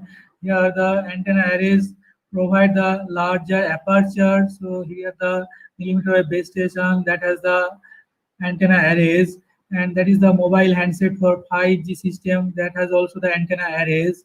This is the prototype of 64 element dielectric lens by Nokia is shown here. And early millimeter wave devices will use simple adaptive beam steering technology. I'm not going into the details of that. Throughout my presentation, I will give you the overview of the millimeter wave technology in the 5G communication. Now, one of the challenge in the millimeter wave communication is the blockage, because the blockage takes place in the millimeter wave communication because the wavelength in the millimeter wave spectrum is of the order of millimeter size. So it is easy to block the millimeter wave signal even by the that is the millimeter wave base station, that is the mobile handset. So if in between the mobile handset and the base station a man is there, so man can block the signal. Okay. Similarly, the blockage due to the building and also the separate infrastructure is required in order to get the signal inside the any building, because the signal from millimeter wave base station that is placed at the outside that cannot reach inside a building. So blockage due to building is also one of the challenges. So blockage due to building, blockage due to people, hand blocking is also there, self body blocking by handset or by the user body. So detailed channel modeling or need models for blockage and system analysis, including blockage, is required for the millimeter wave systems. So some implications of the blockage are there. So in order to overcome the blockage, the one suggestion, one advice is to go for the large number of base station for the millimeter wave communication. That is for the 5G. And also the separate infrastructure is useful, will be required to get the signal inside a building. And also sometimes the blockage is also will be useful to overcome the interference, because the interference will be blocked by the building, by the people, so they cannot act as the interferer which is present in the 3G, 2G, 4G system. So by using the blockage, we can eliminate the effect of the interferer can be reduced. That is the one positive sign for this blockage. Otherwise, the challenges are there in the blockage for millimeter wave communication. Now, power consumption in millimeter wave, whatever is the traditional architecture is there for the receiving system. If we go for that, then it is found that the power consumption will be very high. So here the receiving system is shown where the receiver at the 60 gigahertz, 1 gigahertz bandwidth is there, low noise signal is coming through the low noise amplifier. Then each antenna has the RF chain, and then the A to D converter, baseband processing. So it is found that for a receiver with 4 antennas, the power consumed by this front end at millimeter wave would be 2 watt. So and also power consumed by 2.4 gigahertz and 20 megahertz bandwidth front end would be 120 milliwatt. So this energy consumption, power consumption is too much. So we need to design some millimeter wave MIMO architecture. Alternative design is required so that the power consumption will be reduced. And in this context, the hybrid, that is architecture of the receiving system, is there. So where the each and every individual receiving antenna does not have the separate RF chain, but instead of that RF combining is there, then followed by the RF chain, A to D converter, and by this modified architecture the energy consumption can be reduced. So that is by using the RF combining, and then we can go for the reduced power consumption. So in this slide, the massive MIMO is also shown for the millimeter wave communication. That multi-user or massive MIMO at millimeter wave.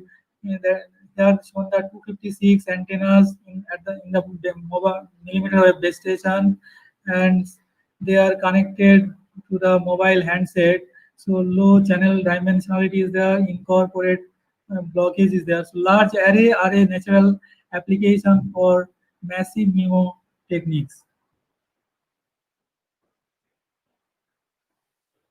So in this slide, the implications of using millimeter wave for massive MIMO is shown. So millimeter wave massive MIMO that needs dense base station deployment, that is already mentioned, that this system requires massive or dense base station deployment, number of users limited by RF configuration. Also, the millimeter wave provides large gain in area throughout the throughput in small cell regime. And choice of carriers depends on the base station density. So here the hybrid precoding, hybrid combing is there. I'm not going into the details, just only the overview I will give.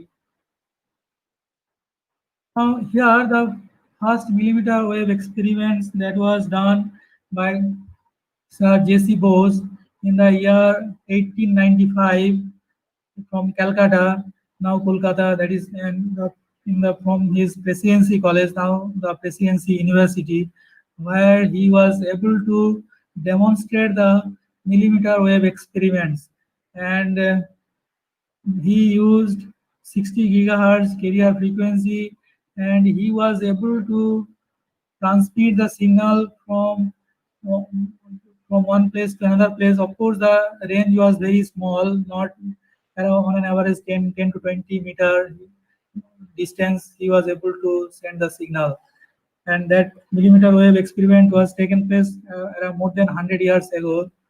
And here in this figure, the transmitter antenna is shown, and that was used by Sir J.C. Bose, and the radiation receiver is also here. The history of the millimeter wave is like that. So Bose experiments was done in 1895. Then the millimeter wave was used for fire control radar, radio astronomy, and then satellite-based remote sensing. So nowadays, millimeter wave is used for the wireless backhaul.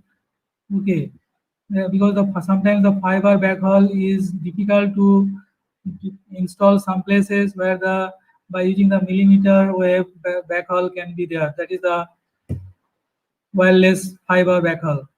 Or another thing is that wireless high definition television can be where the millimeter wave is now used. And of course, the Wi-Fi is also there where the millimeter. So these are some examples of millimeter wave band uses.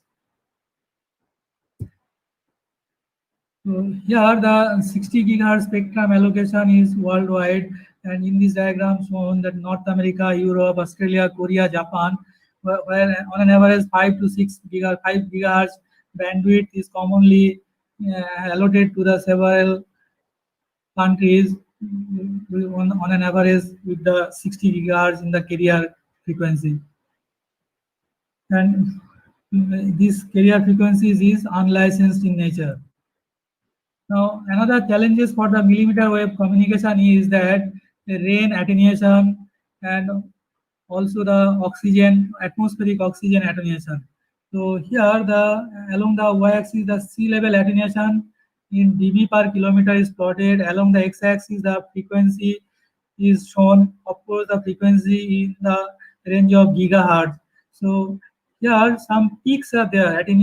Peak attenuation are there. One is the 60 gigahertz, another is the 120 gigahertz, another is the 180 gigahertz. Okay, so the 60 gigahertz has the peak attenuation on an average maybe 20 dB per kilometer. So 60 by using the 60 gigahertz carrier, the signal can be attenuated very fast rate, so that the signal cannot be normally the signal cannot be sent to a large distance.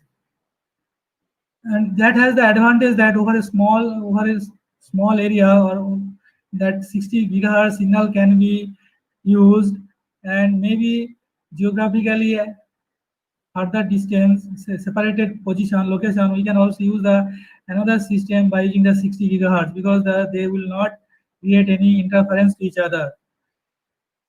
And that is the logic behind using the 60 gigahertz as the unlicensed band. So the 60 gigahertz and the attenuation in the 60 gigahertz and the 180 gigahertz, 120 gigahertz, that takes place because of the atmospheric oxygen.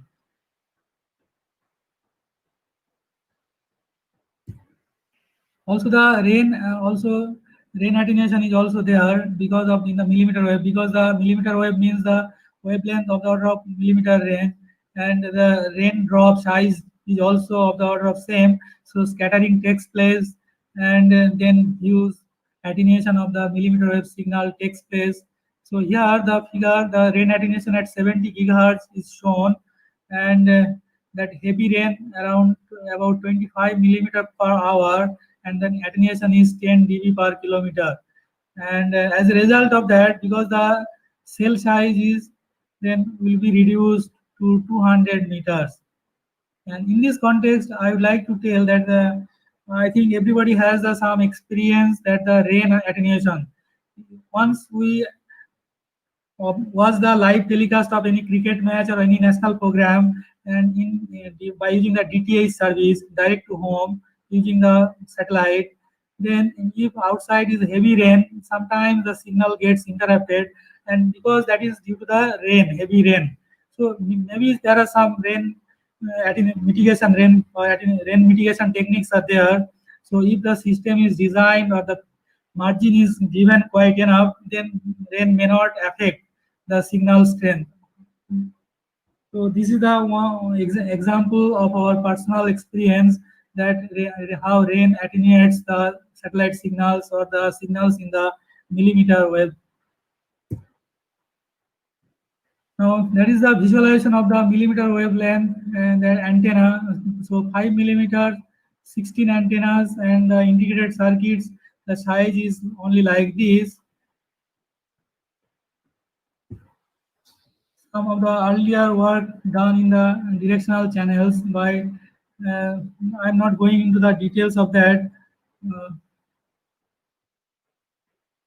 Now in this slide I will discuss the key challenges of the millimeter wave. That is the one is the range is there. So how to increase the range?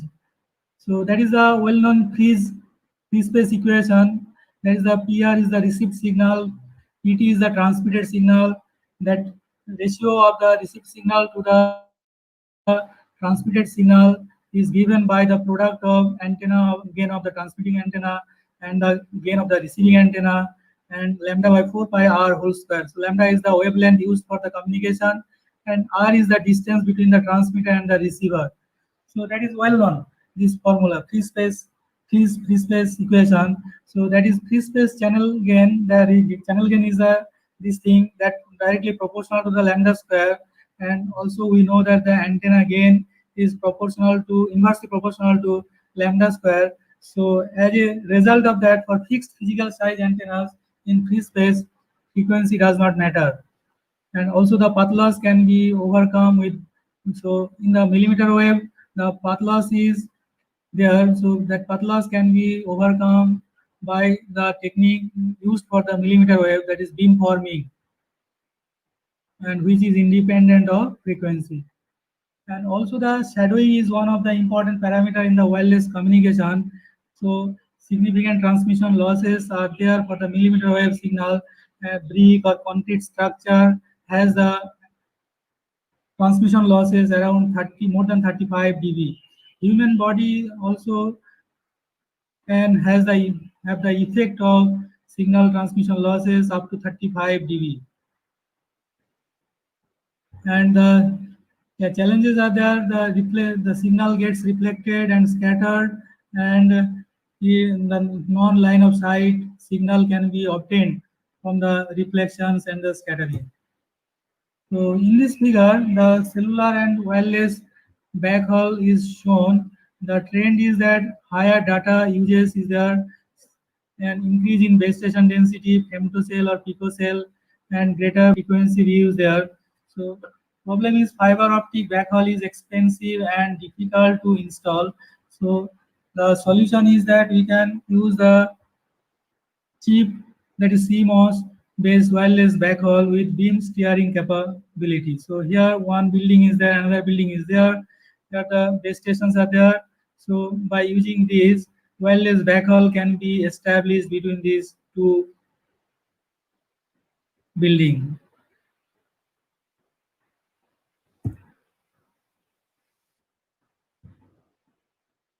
Here the shown the mobile and vehicle connectivity, massive data rates, that is the mobile to mobile communication is possible by the, because the devices are connected with the other devices, so the devices are interconnected to each other. One of the future applications of these is the information showers. So information showers are like this.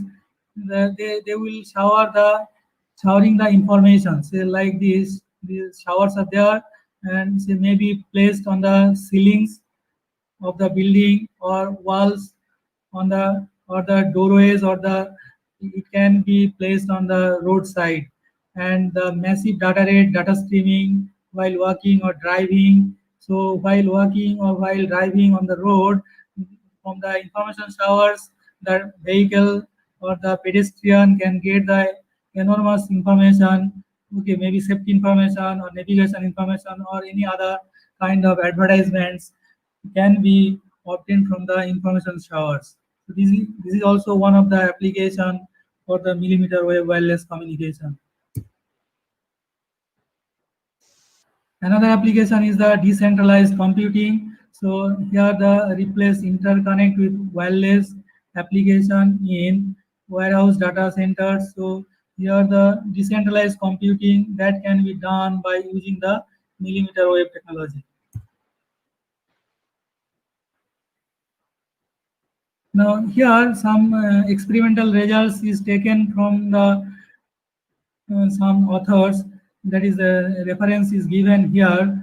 Here the objective is to how much is the the path loss or the signal strength over the millimeter wave signal around, that is the, here the received signal level for different frequency 9.6 gigahertz, 28.8 gigahertz, 57.6 gigahertz, 96.1 gigahertz are shown. So here it is found that the foliage, that is the different trees between the transmitter and the receivers are there, they can attenuate the signal. So here it is shown that the attenuation due to foliage increases at millimeter wave frequencies, which may not be significant in case of present day 3G system or 4G system. But when we are going to millimeter spectrum, millimeter wave, at that time, then the foliage present between the transmitter and the receiver, or the near the transmitter, near the receiver, they have a role to attenuate the signal. So signal strength will be varying depending on the presence of the foliage. So that has to be taken care of while designing the link model for the millimeter wave communication. So here also shown that that is the reference I have taken. So objective is to, here the antenna height around 11.3 meter, that is the receiving antenna height. So 11.3 meter, 7.3 meter, 3.4 meter is shown, and all measurement locations that shows that the signal strength was not received, and it is shown that the 32% when the antenna height is this higher height, then the 32% locations the signal was not present. When the antenna height is reducing, then the uncovered area is increasing. That is the from the intuition we can also say, and that is also shown that from the transmitter, if the receiving distance is closer to the transmitter, okay, that is the less than 1 kilometer from the transmitter, or the 2 kilometer, less than 2 kilometer from the transmitter, or less than 3 kilometer from the transmitter. So it is also clear that the signal strength decreases as the antenna height decreases. Similarly, if we move away from the transmitter, then also the area where the signal will not be present, that is also increasing. So Seidel and Arnold, they measured the signal strength up to 5 km for wireless backhaul at 28 GHz. So coverage area increases with receiver antenna height. Receiver antenna scanned only in azimuth directions, and this study showed elevation angle scanning increases coverage significantly. So here the channel path loss for the using the frequency of 73.5 gigahertz omnidirectional is taken, and this study actually done by Rappaport. We know the book wireless communication book is written by T.S. Rappaport. So Rappaport et al. They have studied this, and I have put this for understanding the how path loss affects in the millimeter wave. So here these are the measured data for the scattered points are the scattered squares are the measured data for this 73.5 gigahertz for different system. That is the red points are the line of sight signals. The blue squares are the non-line of sight measurements, and the curve fitting that shows that the path loss exponent, that is the usually denoted by the small n, that is for n LOS, and the n, that is the non-line of sight and the line of sight obtained, and also the standard deviation of the path loss exponent, that is assuming the log normal shadowing model. Then they have derive the path loss exponent and the sigma for different scenarios of LOS as well as the NLOS cases. And it is found that along the y-axis the path loss in dB, and along the x-axis the transmitter and the receiver separation in meters. So on an average, the separation when transmitter receiver is 200 meter only, the path loss for using this non-line of sight is around about more than 140 dB. So that path loss is too much, and that obtained that the path loss exponent is 3.4. Similarly for the another frequency, so this is for the 73.5 gigahertz, and that is compared with the some ultra high frequency, that is 1.9 gigahertz, that is the path loss is less than 100 dB for 200 meter separation between the transmitter and the receiver. So here the why the path loss has important role. Path loss, actually the path loss and the area to interference ratio that determines the cell size. So here it is found that when the transmitter and the receiver distance is 200 meter, the path loss is 140 dB.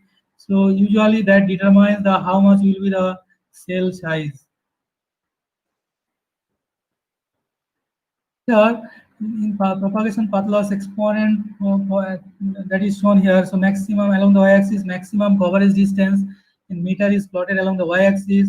In the x-axis, the combined transmitter receiver antenna gain is shown, and it is found that for different path loss exponents, say n equal to 3, n equal to 4, n equal to 5, and n equal to 5.76 for different antenna gains, it is found that the how much area, how much distance can be covered between the transmitter and the receiver in the millimeter wave communication systems. And this is also done by Rappaport et al. It is found that when path loss exponent is more, then the coverage distance is decreasing with the increase of path loss exponent.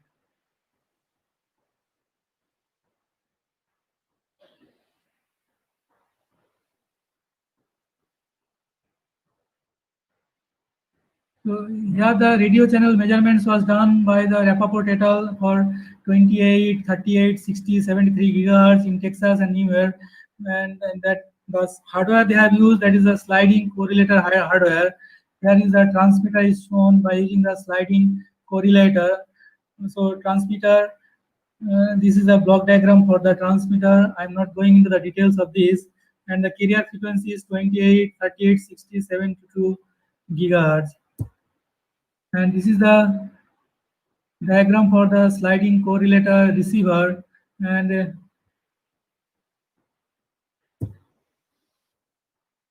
so by using this 38 gigahertz cellular path loss is shown here. Again, they have collected the measured data, and from the measured data, by using the curve fitting technology method, they have obtained the path loss exponent, path loss exponent, or they have obtained the different sigma value for the different path loss exponent, n equal to 2, n equal to 3, n equal to 4, n equal to 5. And it is also found that the x-axis transmitter to receiver separation in meter and path loss above 5 meter reference distance they have studied. And so similarly, like 38 gigahertz, they have studied for the other systems also, only the variation of the antenna systems, and they have done the measurement.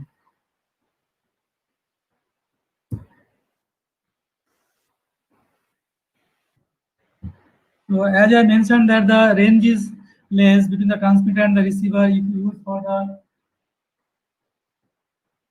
if you use the millimeter wave communication, then the one of the technology is there that by using the beamforming one can efficiently use the millimeter wave in the 5G technology communication.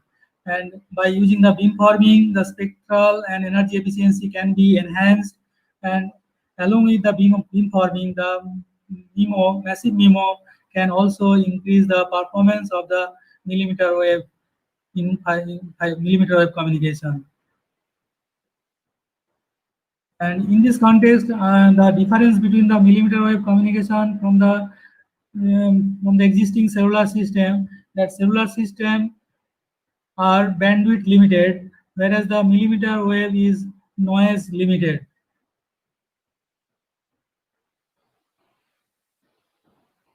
So millimeter waves are different. So in order to use the millimeter wave, overcome outage via macro diversity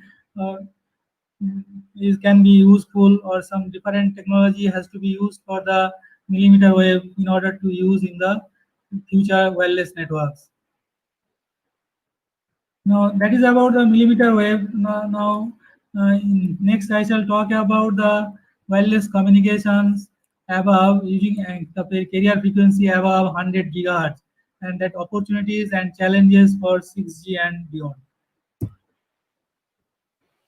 So already that spectrum for the millimeter wave, or the entire spectrum, is shown here in different form. That is the wavelength is shown from left, it is increasing, to right hand side it is decreasing wavelength, as the frequency is increasing from left to right hand side. So that is the visible light shows occurs here, and the sample applications are there for the, that is the radio, that is the AM, then the cell phone in this region, then terahertz secure imaging is there, that terahertz beyond 100 gigahertz.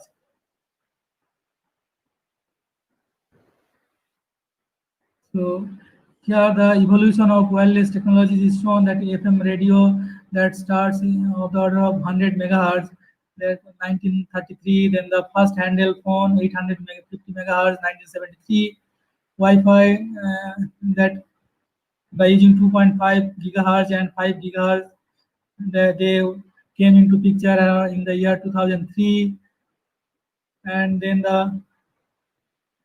so 90 years just sub 6 gigahertz. So the 90 years they took to come to the 6 gigahertz bandwidth in the 60 gigahertz carrier frequency. Here is the atmospheric attenuation is shown here. The atmospheric oxygen and the humidity has important role in the attenuation of the signal over the 100 gigahertz or the millimeter wave signal. Similarly, the rain has also important role in the attenuation of the signal. So FCC proposes the spectrum horizons that is above 95 gigahertz, and that experimental licenses for 95 gigahertz to 3 terahertz is given for spectrum horizons, and 21.2 gigahertz unlicensed spectrum to be allocated. And rules on licensed spectrum deferred until sufficient technical and market data obtained. So that is the range for the spectrum horizons in experimental radio. And here the unlicensed operation can be taken place, and where the maximum effective isotopic radiated power of 40 dBm average and 43 dBm peak for mobile is. So that is the some parameters they have given. And frequency range for these beyond 100 gigahertz will be these, where the unlicensed for this the bandwidth is given for particular band of frequencies is also mentioned here. And in this context, the millimeter wave coalition is formed, where the many companies are there, industries are there, like Nokia, ACB, then the Keysights. You know that the Agilent is now becoming the Keysight, then Virginia, Diodes, Ray Secure, different companies, NYU is also there. They have formed the millimeter wave coalition to how to use the beyond 100 gigahertz frequency for the next wireless communication network. And it is expected that 6G will come into picture in the year 2030. Already 5G, some of the countries it is implemented. Okay, but the 6G will be expected that by 2030 it will be coming. So this is some of the traditional bands of the 6 to 42 gigahertz, and this is the millimeter wave, so 550 gigahertz, 300 gigahertz, and how they are going to use that is shown here. Now millimeter wave and this beyond 100 gigahertz, so that is the terahertz applications are there. So one of the application is wireless cognition. So in that application, robotic control may use this terahertz frequency. Similarly, the drone fleet control can also use this beyond 100 gigahertz spectrum. This has another application is the sensing by using the this air quality, how much is the pollution in the air contains, that quality can be detected by this. Also the personal health monitoring systems. These are the few applications of the frequency beyond 100 gigahertz. Also the gesture detection and touchless smartphones, explosive detection and gas sensing. These are the applications for the millimeter wave and the terahertz applications. Also the imaging, that one important is the see in the dark, that is the millimeter wave camera. That is also one potential application of the millimeter wave or the terahertz applications. And of course the communication is wireless fiber for backhaul, inter-device radio communications, connectivity in data centers, and already we have mentioned that information showers where the data rate is tremendous, of the order of 100 Gbps. And also the positioning, centimeter level positioning can also be done by the millimeter wave terahertz signal. So here the some figures are there, that is the autonomous cars are there. So maybe the near future we may see this type of autonomous cars in India also. Also the drone delivery by drone online delivery nowadays, the human being are delivering the ordered items to the home. That can be near future can be delivered by the drones. Also robotics, and these all can be possible by the use of millimeter wave technology.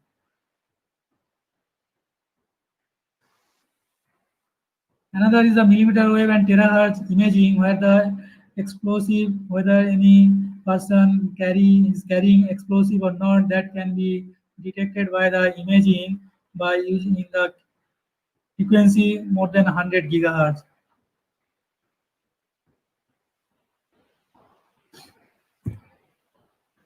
In this example, the wireless communications where the 100 Gbps to 1 terabits per second backhaul links over the rooftops can be established with the help of these carrier frequencies in the range of millimeter wave. So, but the range is short range. These two buildings are maybe very near to each other. Another application is on chip and chip to chip terahertz communication links. These are possible with the help of this millimeter wave band. So precise positioning is also important.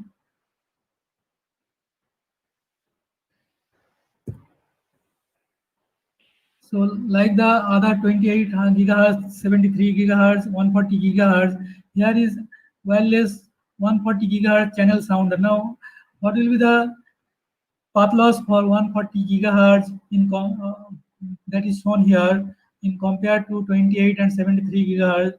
That is also done by Rappaport et al. And that is the NYU at 140 gigahertz channel sound systems.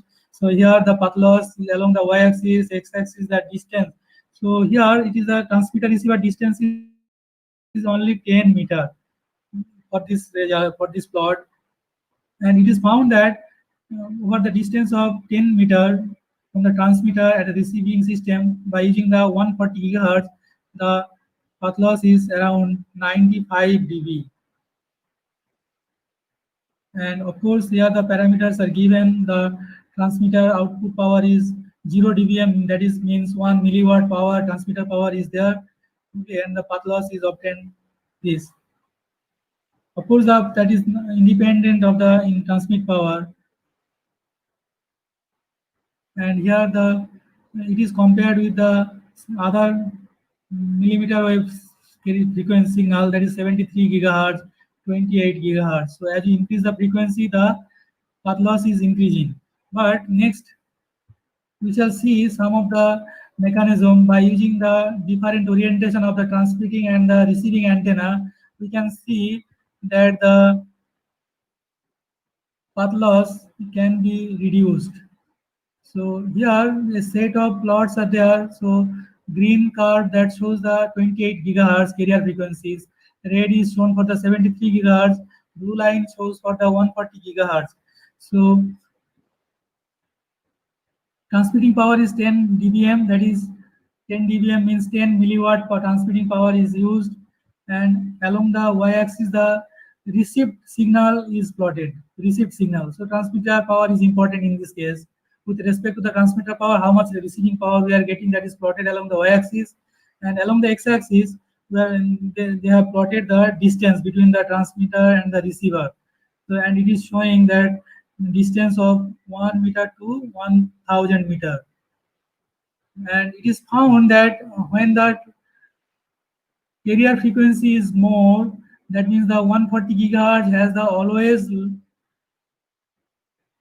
in some cases, that in case of bottom one, the 140 gigahertz, that is the higher carrier frequency, so the path loss is more, so the received signal is also low. That is for the when transmitter and the receiver both are omnidirectional type of antenna. But when both the transmitter and the receiving antenna, transmitter antenna is transmitter antenna is directional and receiver is omnidirectional, then at that time all the 28 gigahertz, 73 gigahertz and 140 gigahertz eventually they have the same role. Independent of frequency, the receiving power is going to vary over the distance from the transmitter. And interestingly, the receiving power is more than the 140 gigahertz than the 28 gigahertz and 73 gigahertz when the transmitter antenna and the receiving antenna both are directional in nature. So this study suggests that directional antennas with equal aperture have much less path loss at higher frequencies. We are getting the means we can tell that by using 140 gigahertz, both the transmitter and the receiving antennas both are directional. then the receiving power can be more compared to the lower frequency, that is 28 GHz and the 73 GHz. Also, the penetration losses they have studied for the different carrier frequencies, and it is found that penetration loss increases with the frequency, and that depends on the nature of the materials. So this study has been done by Rappaport et al. I have taken from them. That is also the penetration loss at different carrier frequencies in the millimeter wave, 28 GHz, 73 GHz, 140 GHz.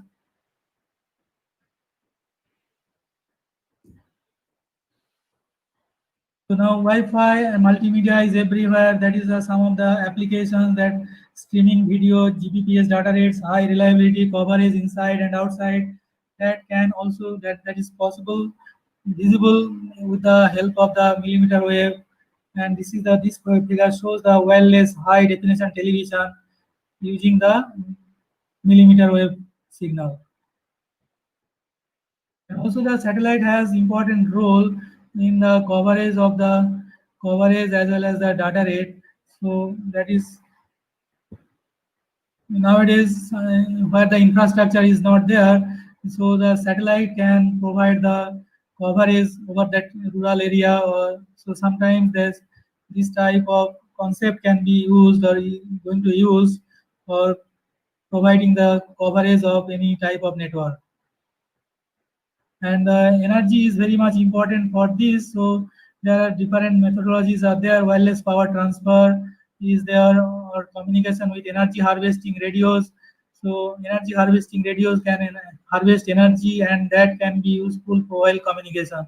So in that way the energy efficient system can be designed. And this is the distributed control over wireless. Well, that is the scenario for the future, where the vehicles are interconnected to each other, and they are the autonomous vehicles, or the insect flyers are also there. And interdisciplinary design approaches control requires fast, accurate, and reliable feedback.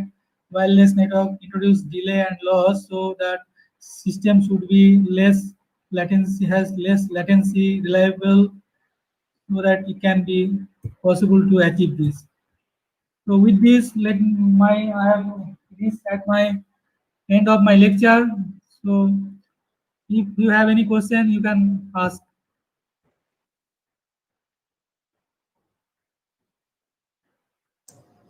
Thank you, sir. Sir, we are copy pasting the questions on chat box, sir. Kindly see the chat box. Okay. So let me stop my presentation. Yes, sir. So first question is, how is the performance of any network which uses additional samples prepared by GAN for training? I think Sir, that you is can, yes, sir. previous, huh? You can start at the bottom, sir, which is better long range communication. Okay. Question from. So which is better long range communication or sharing high speed data? So which is better long range communication or sharing high speed data? So in a millimeter wave communication has the one challenge is that the range is not very high. So it is for the sharing high speed data data can be shared with very high speed by using this millimeter wave. Second question is, which is important long range communication with low data sharing speed or sharing high speed data but short range? Okay, the question is very relevant, that long range with low data rate. Ram sir, you mute your mic. Ram sir, please mute. So the question is, yes sir. Continue, sir. Two options. Question is whether we shall go for the long range with low data rate, or we shall go for the high data rate with low distance. So actually the 5G, that is the technology is designed, that is the intention is to go for the high data rate. Okay, so of course the range will be less. So suppose a stadium is there where many audiences are there, so now their devices can be interconnected by using the 5G network. and they can share the high data rate, and the distance is very small.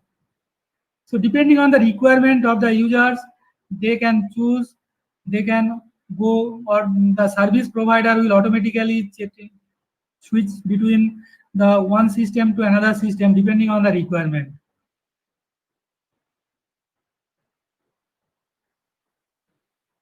Okay, sir. Thank you, sir. We would like to thank you, Dr. Ashraf sir, for sharing and taking the pain to share a wide range of your experience. Sir, it's very big things that you have discussed the 5G, 6G, and the challenges, and from the participant sides. I expect that many of us will learn how to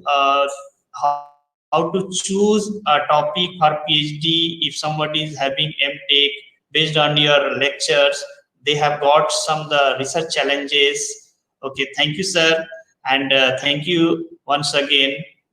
Thank you, sir. Thank you very much for giving the opportunity. Okay. Now, dear participant, our next session will be resumed at 2:30 p.m. by Dr. Wasim Arif sir in IT Silchar. The topic is cognitive radio technology and its research aspects. On YouTube link provided you on the PDF that already we have provided, and the link also today we have shared, or you can directly go in IT Silchar official YouTube channel if your link is not working. Thank you. We'll share everything at 2:25. Okay, thank you all.